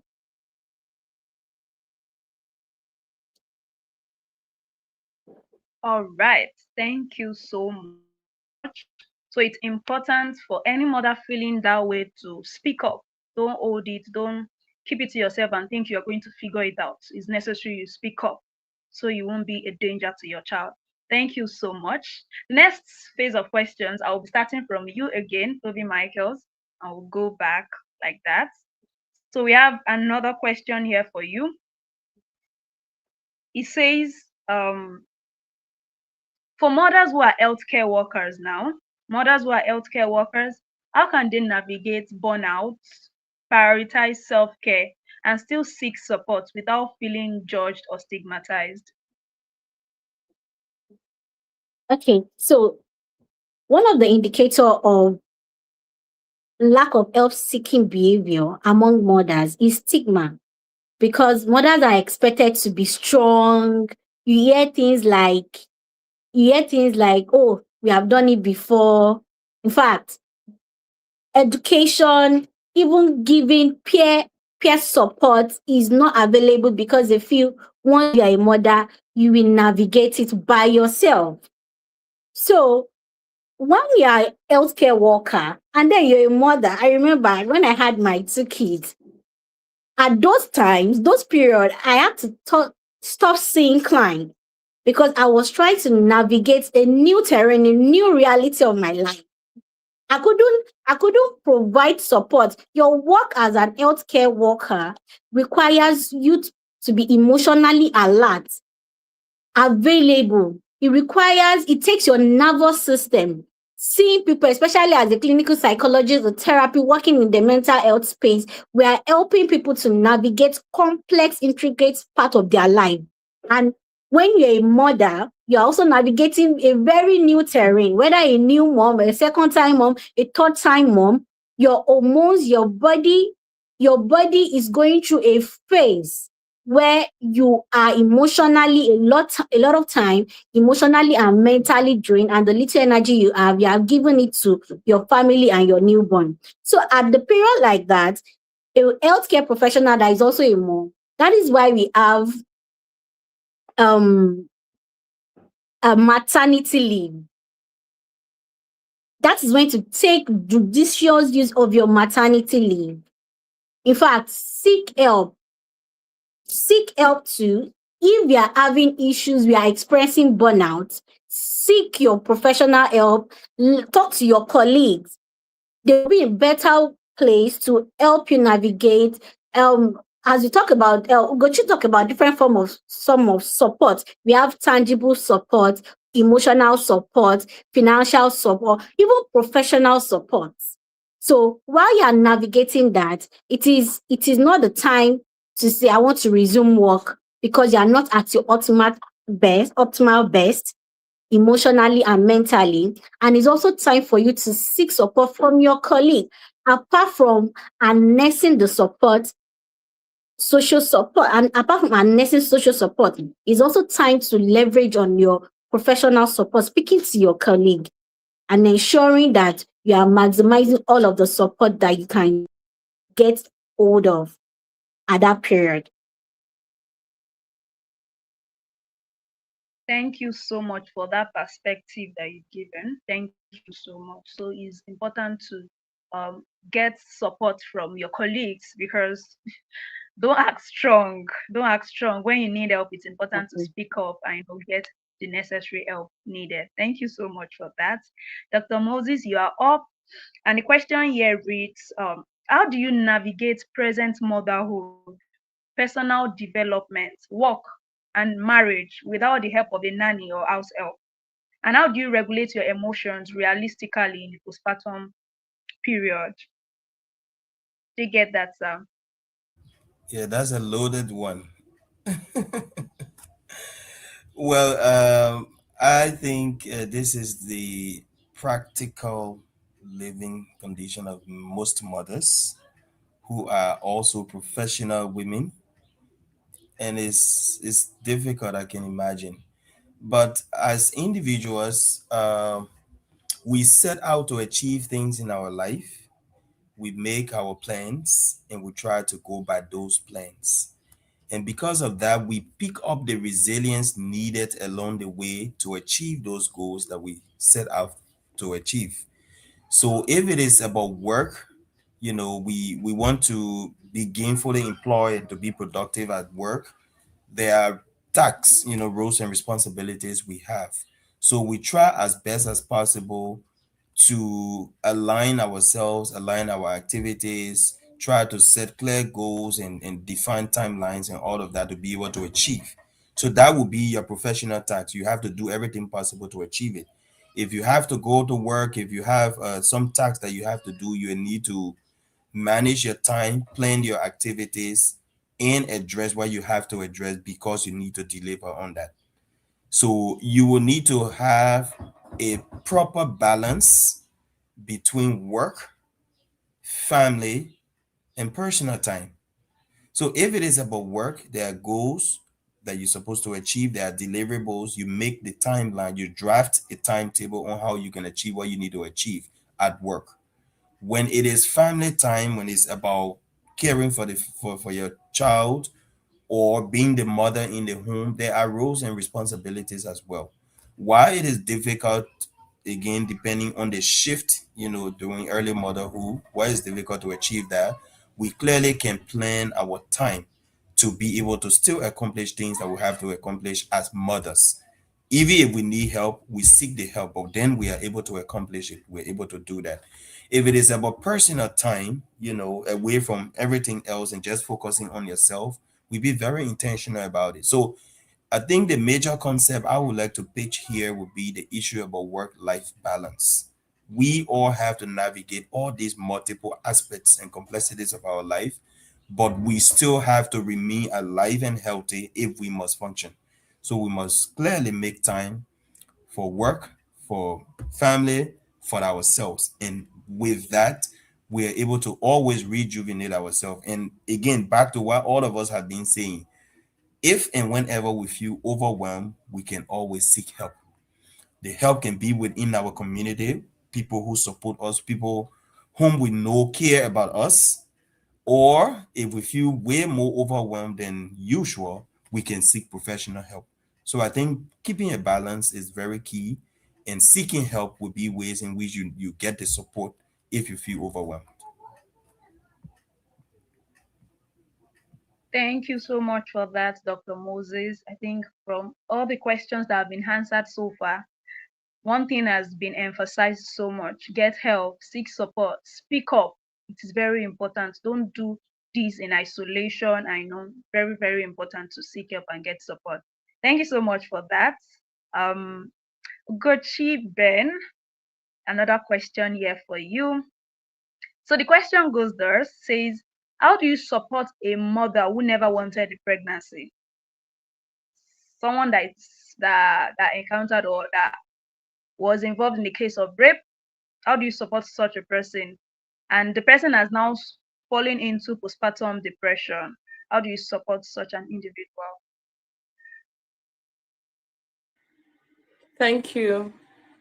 So with regards to that, we already have like a history, right? That this was a baby that was not planned for, right? So this is one factor that would definitely influence how the mother will feel about the child. Quite all right. And that's where definitely the people around her would have to give her help.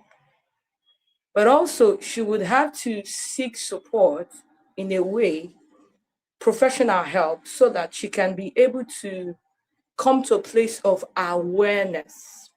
First thing first, outside the counseling room, one of the things we will work towards is, first of all, validating how she feels, because she feels hot. She feels taken advantage of. No, but it's already a traumatic experience. So definitely her response is from a place of trauma. So we want to validate her. We want to reassure her. We want to let her know that we are here. We can we just want to know that we feel your pain. So you want to deal with her with empathy, active listening, and a whole lot of other communication skills. Then we're also going to work towards helping her accept the reality, right? It may not be what she had wanted, but at the moment, this is exactly what is happening. So acceptance is another thing we work towards, helping her condition her mind to, because of what has happened, she may want to do what we call experiential avoidance. I'm going to avoid this baby because he or she reminds me of what I want to forget, right? And that's where she comes in for help, and you help her come to a place of self-awareness. You help her come to a place of understanding. You help her come to a place of learning coping strategies like emotional regulation skills. Because I don't know how many times we say it in therapy. Our thoughts, emotions, and behavior, they're all interconnected. The way we feel is a product of some of the thoughts we have or the beliefs we have come. So we want to help her come to bear with the beliefs she has about that child, about herself, about the pregnancy, then challenge negative or unhealthy thoughts that may be reinforcing her behavior. But it cannot be done except there's validation, empathy. She knows that, okay, I hear you. Then the other things can follow by helping her challenge cognitive distortions, unhealthy thoughts, beliefs that may be reinforcing her emotion about that child and reinforcing her behavior. And that's where she needs to come in, seek help, learn some coping strategies that will also help her come to a place of acceptance. It's not going to be easy, but with time she can heal because what happened to her was traumatic. Thank you Thank so you. much, ma'am. I like the part that you stated that it's important to first validate what she's feeling. We're not trying to judge or anything, but we have to validate and give the necessary help that is needed at the time. Thank you so much for that response. The next question will still be going to you, and it's on the recognized screening questionnaire. That's the Edinburgh Postnatal Depression Scale. Does it still apply to recent times? What do you have to say to that? Does it still apply? Yes, it does. It does apply to recent times. If you go through recent research, you would see it's being used to measure for depressive symptoms. It used to be used to measure for postnatal depressive symptoms, but right now it's also used for pregnant women, right? Although it's not a diagnostic tool, it's a screening tool, meaning that once you screened, you can now be recommended for further help, right? It's also very useful because it doesn't just measure for depression. Some of the questions there also measure for anxiety. So it just goes two ways. So it's still used now. It's still used. You see it in very recognized journals, publishing journals, and it's still used to today. Thank you. Thank you so much for that. All right. So, Dr. Moses, you are up. The question here for you says, how can the transition into motherhood be made easier for first-time mothers? How can transition into motherhood be made easier for first-time mothers? And what should intending mothers, what should they know about maternal mental health before they give birth? I think most of my questions are always pitching the first response about information. For some reason, yes, if you are an expectant mother or you are going to be a first time mother, information is critical. And so preparing expectant mothers is very critical. Very, very critical. Now, especially in sub Saharan Africa, where we have a lot of teenage pregnancy, knowing fully well the young ladies, women, I mean, their bodies have not developed properly or they're not fully mature and they have to, go through the process of giving birth. Sometimes the risk for mental health issues can be even more. It can be, exaggerated because of that. So I think information in this way is very, very critical. Women should be educated about what pregnancy can do to them biologically. That is physical morphology changes, with the way their body works. It's very critical for them to know. I mean, a lot of young mothers now, we say Gen Z, so most of the young people, they are quite fastidious about the way they look. They want to maintain a particular body, they want to be the model, they want to appear a particular way, and then she gets pregnant without knowing that her body is going to change, and then after giving birth she meets the reality without knowing in advance. That can be a lot more difficult to even accept. So teaching expectant mothers about all these changes that are anticipated is very critical. Biologically, what are the things that are likely to change in her body? Let her know in advance. Psychologically, what are the things that are likely to happen when she's pregnant and when she has put to bed. What are the things? What are the thoughts that she's likely to have as the result of the pregnancy? It's good to educate her about that. What are the social issues that she might be faced with, depending on the general picture she's in? The father of the child, how supportive that father is, you know, how is he able to provide? What are the needs? All those socio-economic issues are critical in determining the risks of mental health challenges. So when women are educated ahead of time about all these things, then they are more likely to be prepared. Not that they wouldn't experience, but they anticipate. And when people anticipate, there's some reason why they tend to to manage with the situation, because they already start to build some resilience even before the situation happens. So I think the critical message here is education. And why do mothers need to know about maternal mental health? That they are very common, that they affect many people, and that if they experience it, they are not alone, and that these common maternal health challenges can actually be treated. Some of them can be settled or can be handled with self-supporting skills, like coping skills and coping mechanisms. Some of them, they will need professional help. And so by the time they are told to look out for warning signs, what are those things that you look out for? And once they experience some of those things, what can they do depending on the severity? Whom can they talk to depending on the severity? All those information as a full package, even provided doing antenatal care, is very critical in making sure that they are ready for what could potentially come after delivery. That was beautiful. Thank you so much for taking time to give insight into that. Thank you, sir. All right, Toby Michaels, another question here for you. And this is quite practical. He says, how does a mother cope with a 2-year-old and a newborn at the same time? How does a mother cope with a 2-year-old and a newborn at the same time? Yes. Thank you for that question. Being a second time mom, there are practical steps, especially when you have a toddler with a brain that's just developing. The first thing I would say is, once a mother gets pregnant for the second time, it's about time to start preparing the mind of the toddler about what is happening.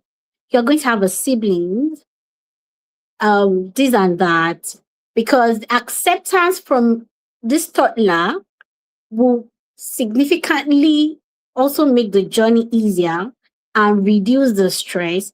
The toddler, if this is not done, the toddler is there thinking all the attention I used to have, what is happening, they can tantrum. But preparing this toddler helps acceptance and transitioning for the child now, for the child to be smoother and easier. Now, it is very another level of stress. Let me put that way. Yeah, stress. Having to take care of a toddler and a newborn. So what a mother can do also is improve on coping strategies that was improved. That is the key word. Improve on coping strategies that was effective during the first pregnancy. And also again, leverage on the use of any support system.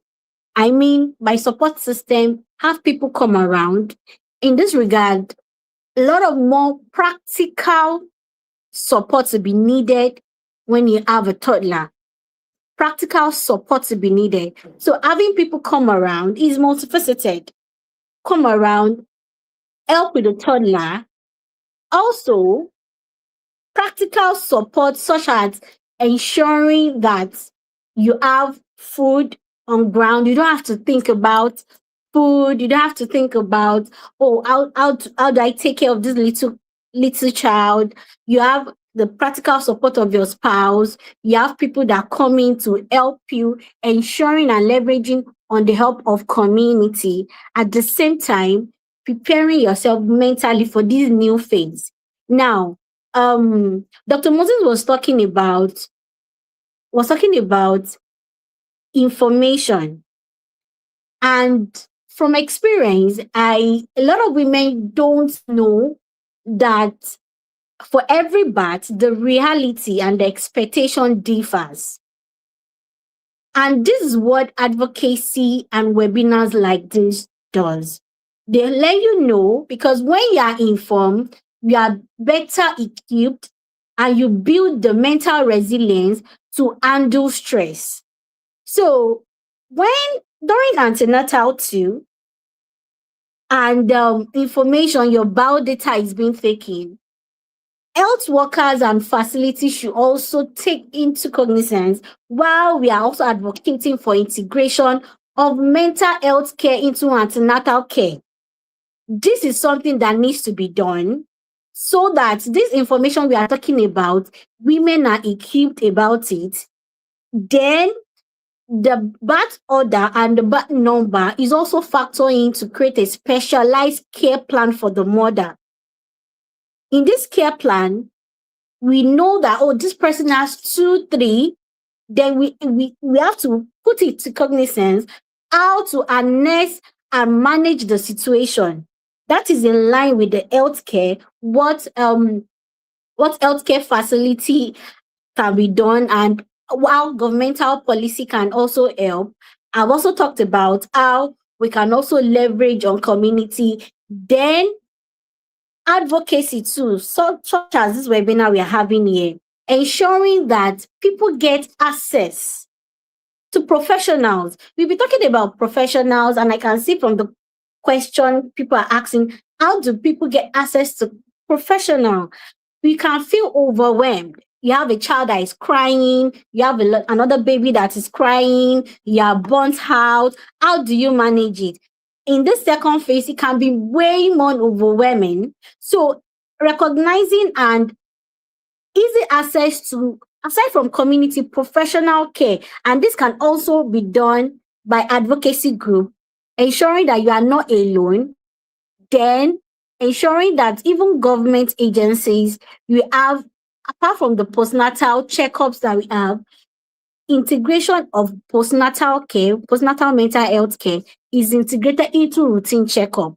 This will make the body easier, and then building resilience through information, understanding that the second phase is not like the first phase, and equipping yourself with the much needed knowledge and information. It will help navigating having a toddler and a newborn way much easier.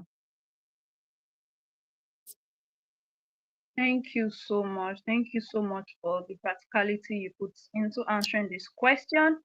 Thank you so much. We'll be going into the last round of the panel session. However, I want our online audience to start dropping their questions if there are any. We're taking live questions now. Start dropping.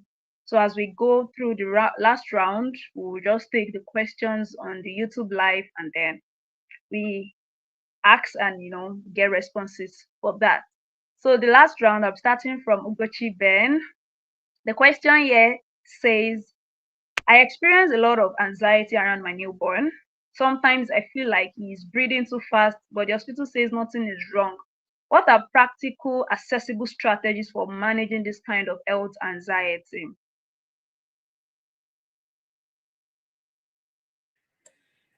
Thank you. With regards to anxiety disorder, you could see that anxiety is a feeling of intense fear, right? And it can be reinforced by worry. Worry is the key mechanism for anxiety. What I mean is that worry keeps anxiety going. So one of the things we would do to be able to nab it or deal with is first of all, you may want to create like a thought diary, practical guide. You want to create a thought diary, like a journal. Why? Because there are 3 elements I need you to take note of: your thought, your emotions, your behavior. Your thoughts, your emotions, your behavior.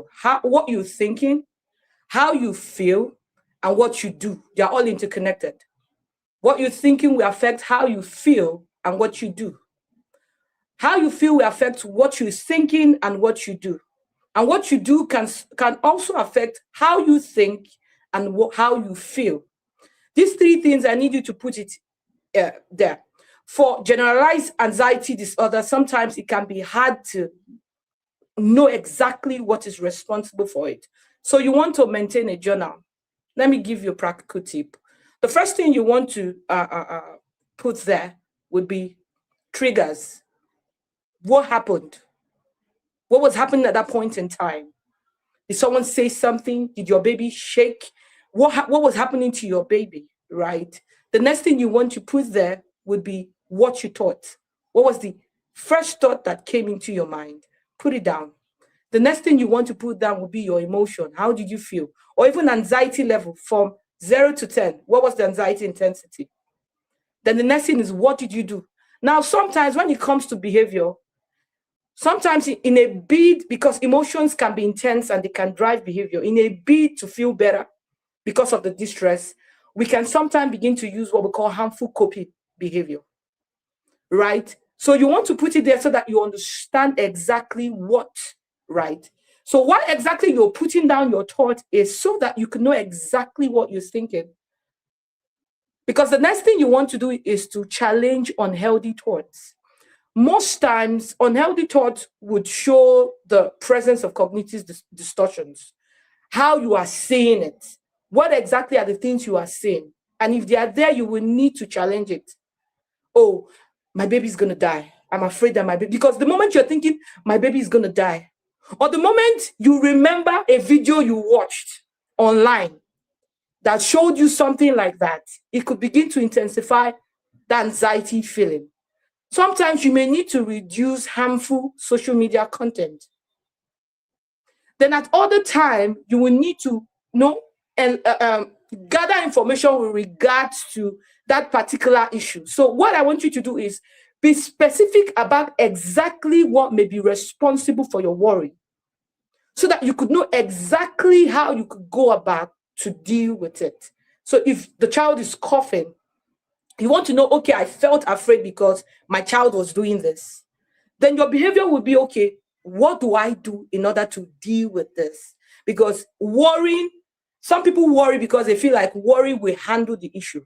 Worry it keeps anxiety going. So rather than worry, you may want to use problem solving. What do I do at this time? But first of all, before you can get there, you have got to identify. You have got to be aware, first of all. So this is where you also need to seek help, seek professional help, so that a counselor or a mental health professional can help you learn coping skills like emotional regulation skills, use cognitive behavioral therapy to be able to help you what? Now reframe those unhealthy thoughts into more healthy and balanced thoughts that will later affect how you feel and affect your behavior consequently. So seek help. That would also help to help you deal with the anxiety itself. Thank you. Thank you so much. That was beautiful. Thank you so much for that response.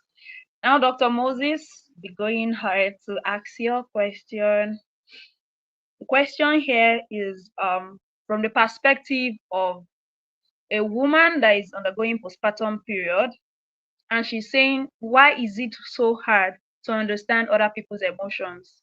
Why is it hard to understand other people's emotions? That's simply the question. Why is it hard? Well, I wish I was a woman to know exactly from that perspective.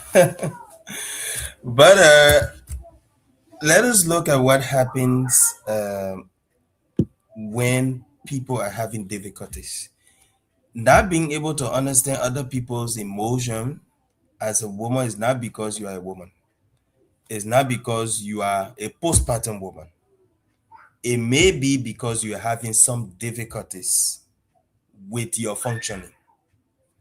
So, what are the common things that could make it difficult understanding other people's emotions? The most common related to this subject could be stress, overwhelming stress. When people feel overwhelmed,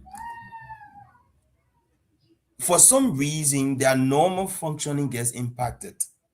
So you imagine a woman who was otherwise amiable, lovely, friendly, and everything, suddenly begin having serious challenges, easily becoming irritable, finding it difficult to concentrate, finding it difficult to cope with other people around them, having persistent changes in mood, sometimes mood swings.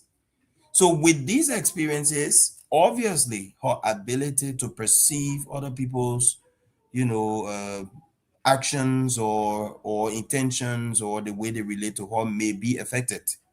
Now, depending on what challenges she's having, also beyond overwhelming stress, she could actually be struggling with a mental disorder, depression, for example, anxiety, for example, psychosis, for example. All of these conditions within themselves exist the possibility of altered mental processes that will now make it difficult to perceive how things are. And a practical example of that would be a woman who has psychosis. That's one of the serious, very serious illnesses you can have, by the way. And a woman has postpartum psychosis. Now, and obviously, you find out that she's having difficult relationship all of the sudden. She can barely understand other people. She can barely get along with other people. The problem is not because she's a mother. The problem is not because she's a you know she's a newly delivered mother, or she's a mother of a newborn. That is not the problem. The problem could be the mental challenges that she's having. So in this case, if it is psychosis, you imagine that psychosis affect the way people think. So if a woman's thought now is being impacted because of psychosis, that affects her reality. It affects her perception around her. How people think, feel, and behave around her may be entirely different. And in that way, it might be difficult to understand other people's emotions. If a woman is experiencing anxiety, serious anxiety, she might be so preoccupied with those negative thoughts in feeling of doom, feeling of dangerous thing happening to her, to the point that she might not be able to clearly relate to other people around her. So she may not be able to interpret or clearly relate to other people's emotions or feelings or perceptions. All right, if she has depression and she's down, she has low mood, she has lots of interest, she feels guilty, that she's done something wrong, maybe she's thinking about harming herself. One can imagine why she may find it difficult to understand other people's emotions or the way other people are behaving. So I think the point here is about what state is this mother in. Is she in a good mental state? If she is, there should be no problem understanding people around her. But if she is not, then there's a possibility. So if all of the sudden we notice that she's having difficult relationships, around her, and people are finding it difficult just to even converse or to interact with her, then that should be a signal. And I like to put it back to psychosis. Oftentimes, people do not know they have problem, especially when you have psychosis. It's one common one. They do not know that they have problem, but everybody else will perceive that this person know there's a change in their behavior, and this person is no longer the person we used to know. But that person may feel that no, nothing is wrong with me. So once that difficulty comes in relationship, it is important to pay attention. If she cannot, detect herself, somebody has to identify and be able to recommend help. Now, I spoke as a man in the space of a woman. I hope that helped. It does. Thank you so much. Thank you so much for that. And then, so our last question this afternoon, as prepared here, to Toby Michaels, just an extension of the question that was asked from Dr. Moses. He says here that for someone that is obviously trying to navigate burnout, mood changes, and emotional adjustment, right, during postpartum period, how do you recommend that the person gets their spark back? How do they get their spark back? That's simply the question. Okay, so it's very important to first established that one of the reasons for postpartum distresses, depression, apart from probably previously underlining mental health condition, is the fact that at this time, the stress hormone is heightened. There are a lot of external stresses that increases the stress hormone. A lot of things is happening in our body. There's a lot of hormones that are raging, let me use that word, in the body. And this increases our stress level. Now, gradually, there's a timeline by which the body passes out. The body, in terms of the hormone, regulate itself, and the physiological body returns to its state. And the phases are in three. We have the intense phase, which usually takes place between 6 to 8 weeks. At that period, that is why a lot of people, after few weeks, naturally baby blues fizzles out, because gradually your body, your uterine contractions, the hormone becomes more regulated and balanced. And the second one is the gradual facing, in terms of, and that happens between 3 to 6 months. As the child grows, you find out that stress hormone reduces, oxytocin hormone increases, prolactin increases, and this help balance the level of stress. Now, this differs from one person to another. It is very important for me to explain. I'm explaining this in different phases.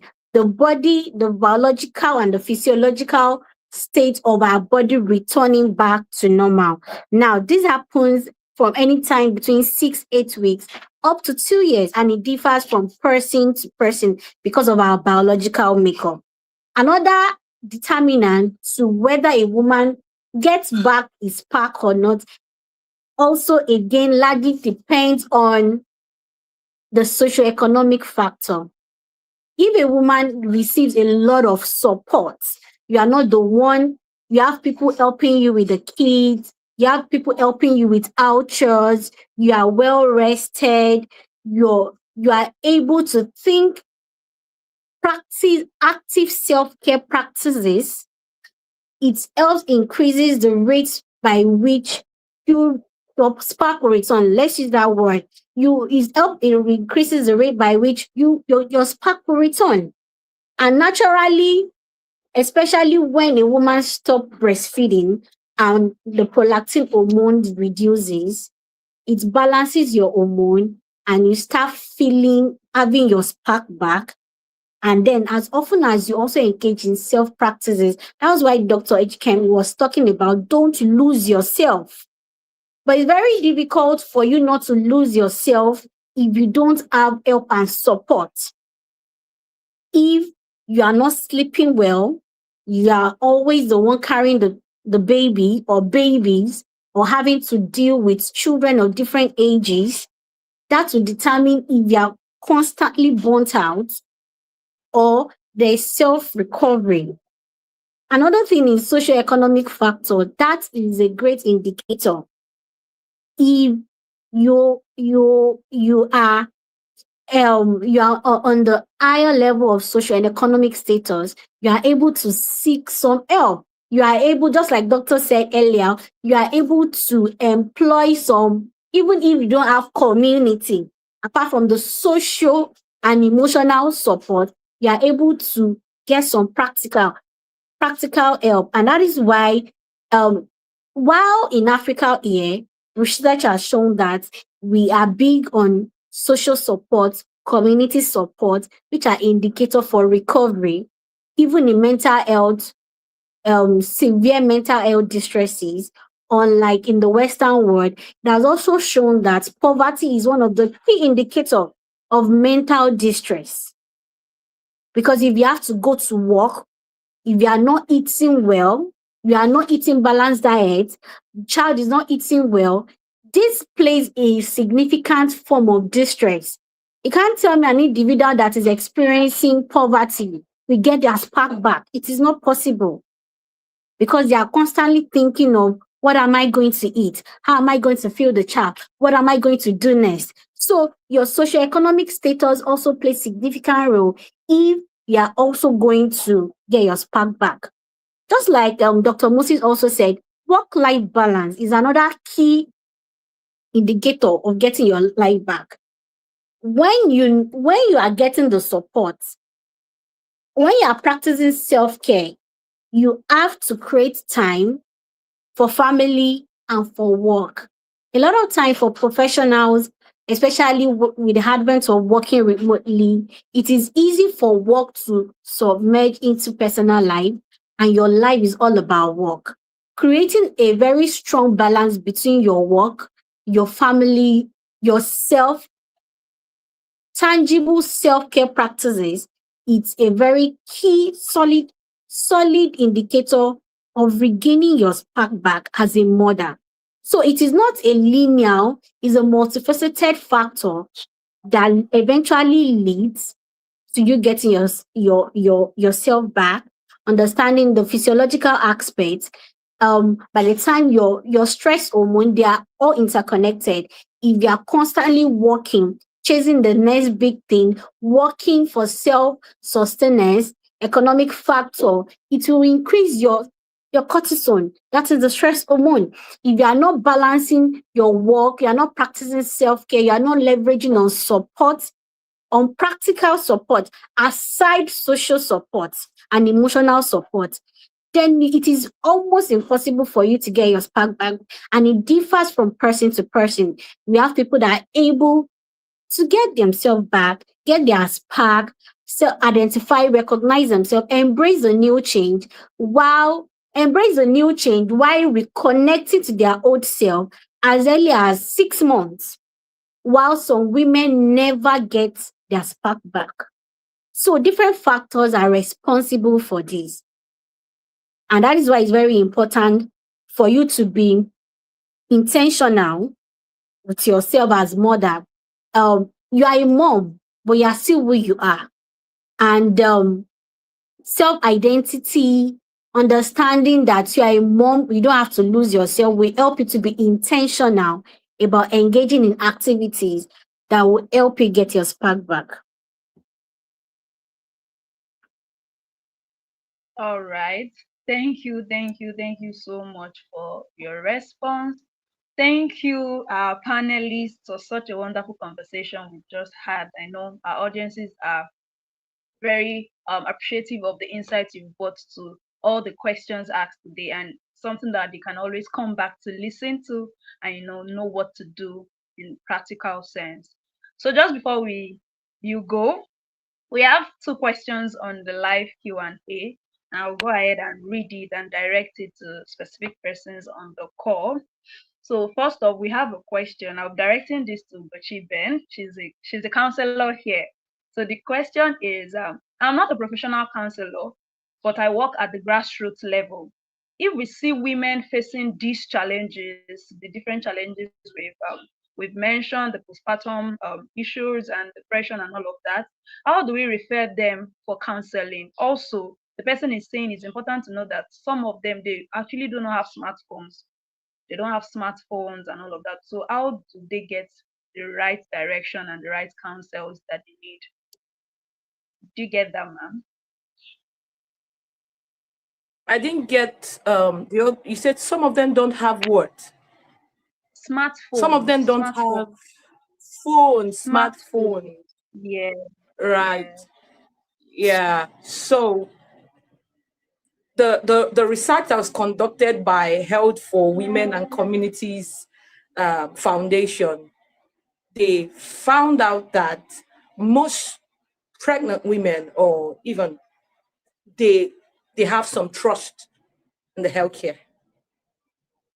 So since you work at the grassroots level, it also means that we have to find ways to integrate these programs in our healthcare facilities. So let's say women come for antenatal. Since women or some women trust that, oh, we will get the right information from these people. We want to find ways we could integrate mental health services, right? So that it could also reach out to them because they don't have phones.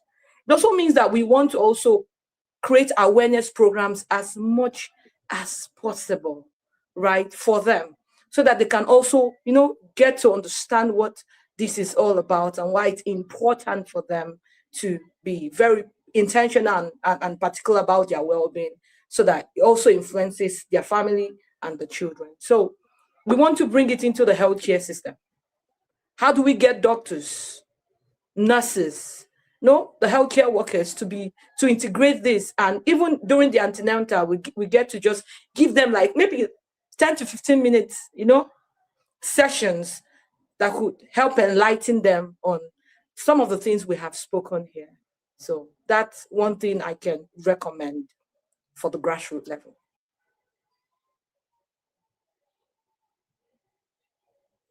Thank you so Maybe, much for that. I sorry, believe maybe I would okay. just like to interject that in addition to what our panelist has said, if you're working at the grassroots level, I think you should be able to explore resources in your community. If you work in a facility, try to explore resources around you in case you need a referral. So if you're in a primary healthcare setting, what other facility closer to you has what service that you can be able to link up people. If you need to send to a hospital or to a secondary facility or to a referral hospital, what are those resources available to you, whether physically or virtually online? We actively have to explore those resources and have them available to us so that we help people who need them in case we cannot provide the help that they need.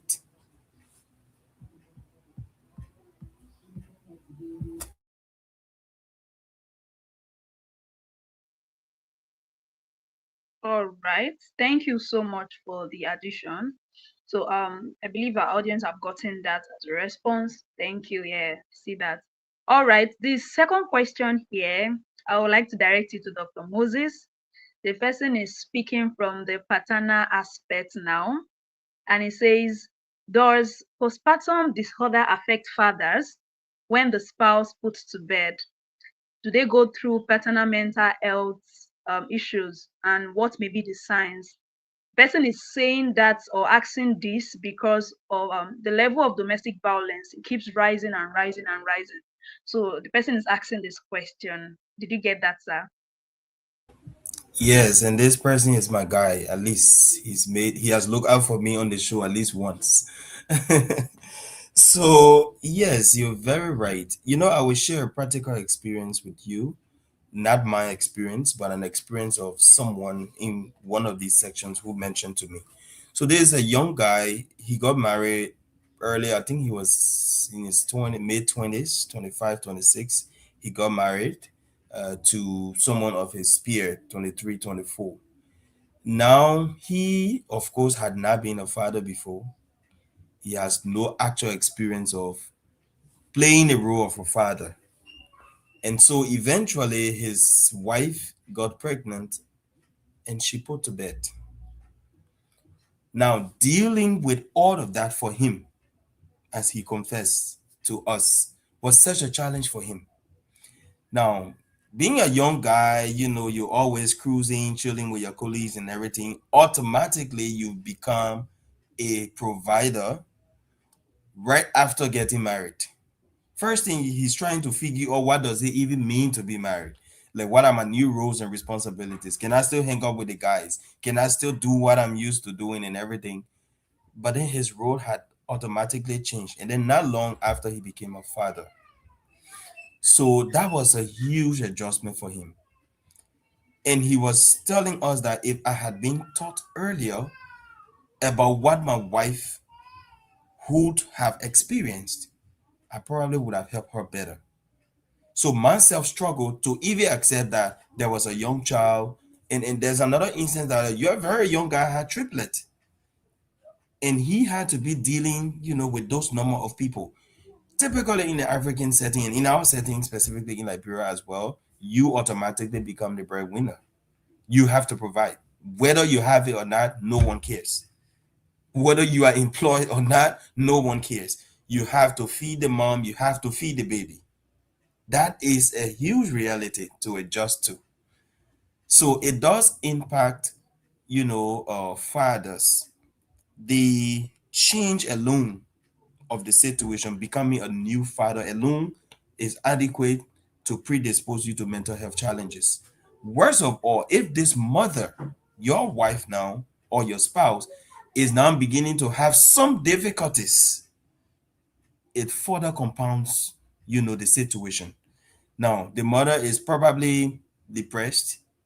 She cannot breastfeed the baby. She does not want to breastfeed the baby. Meanwhile, you do not even have the fund to provide supplementary feed, and you were hoping that you will be the messenger of the health promotion message that says exclusive breastfeeding for 6 months, because that will help you save some money, to do some other things. But now she cannot exclusively breastfeed.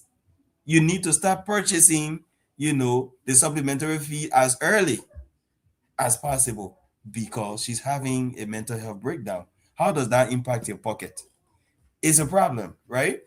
And you now have to navigate your way through how to deal with all these difficulties. What if she has a more severe condition like psychosis, for example?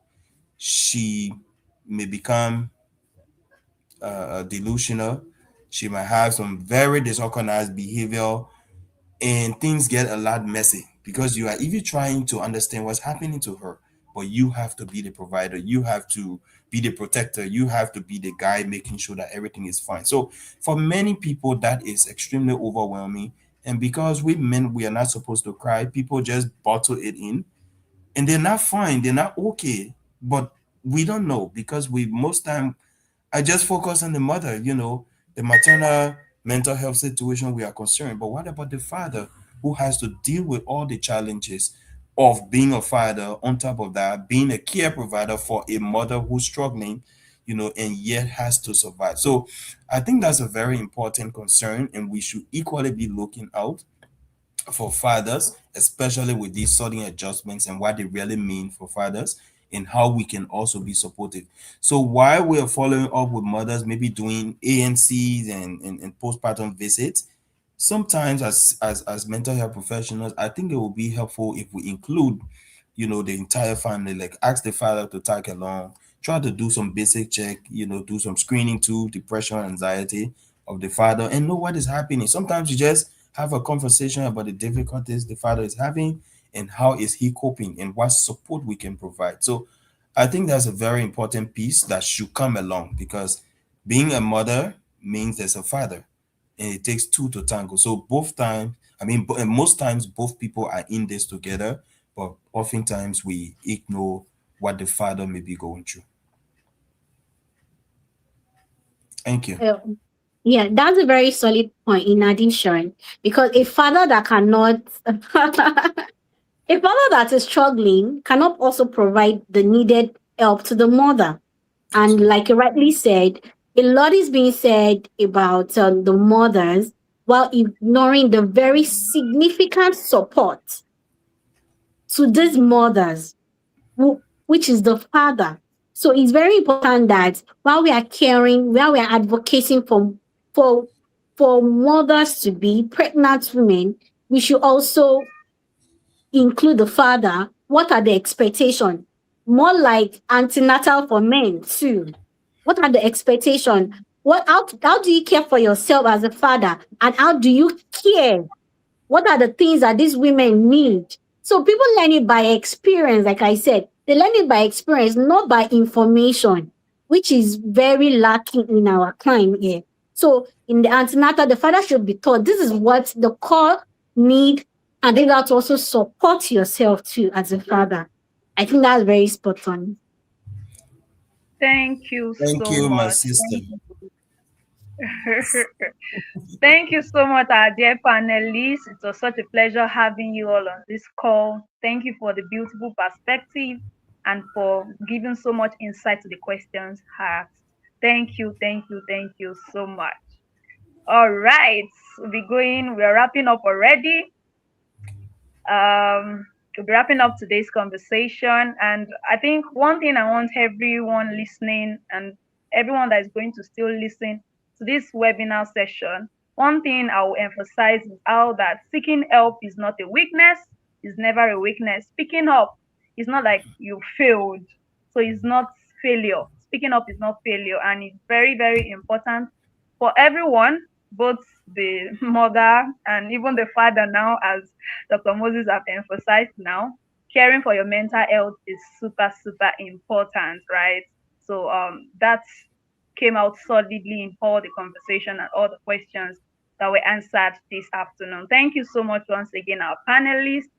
And yeah, we are so glad to have you. Thank you. All right, I'll be inviting the Executive Director of Health for Women and Communities now. She will be wrapping up this session for us.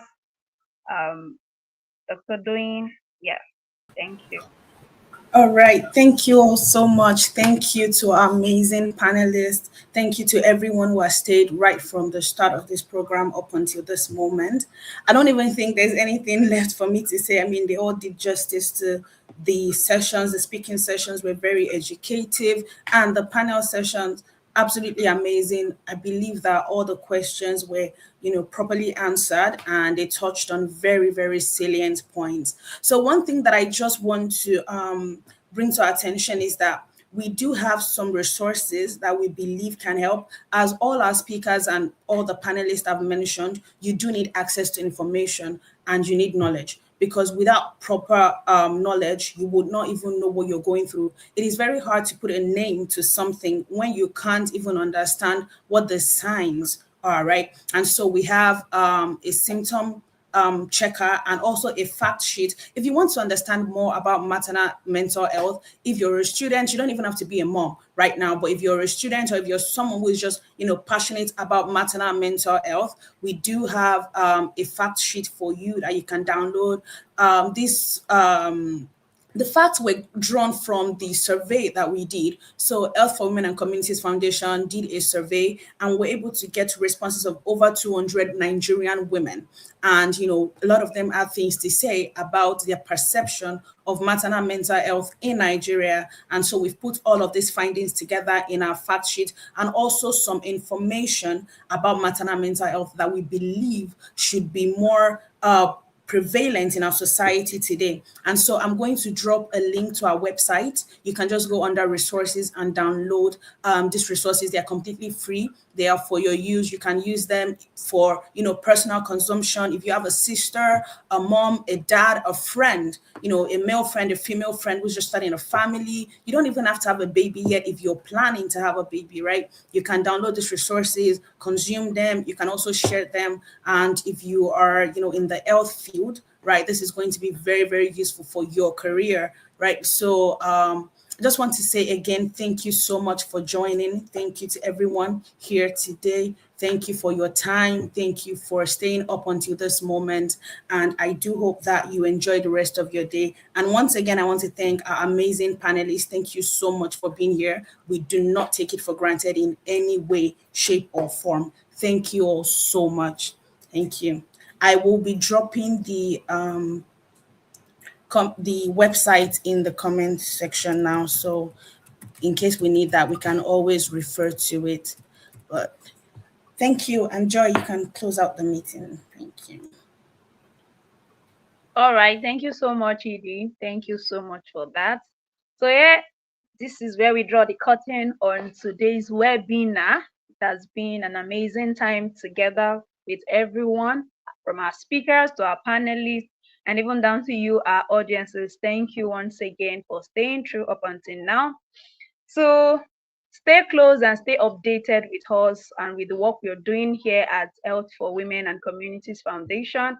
Please, you can check us out on Instagram, check us out on TikTok, and on YouTube. Ensure to click the subscribe button so you get notifications whenever we drop any vital information for your use. So stay close to us and do enjoy the rest of the day. Bye, everyone.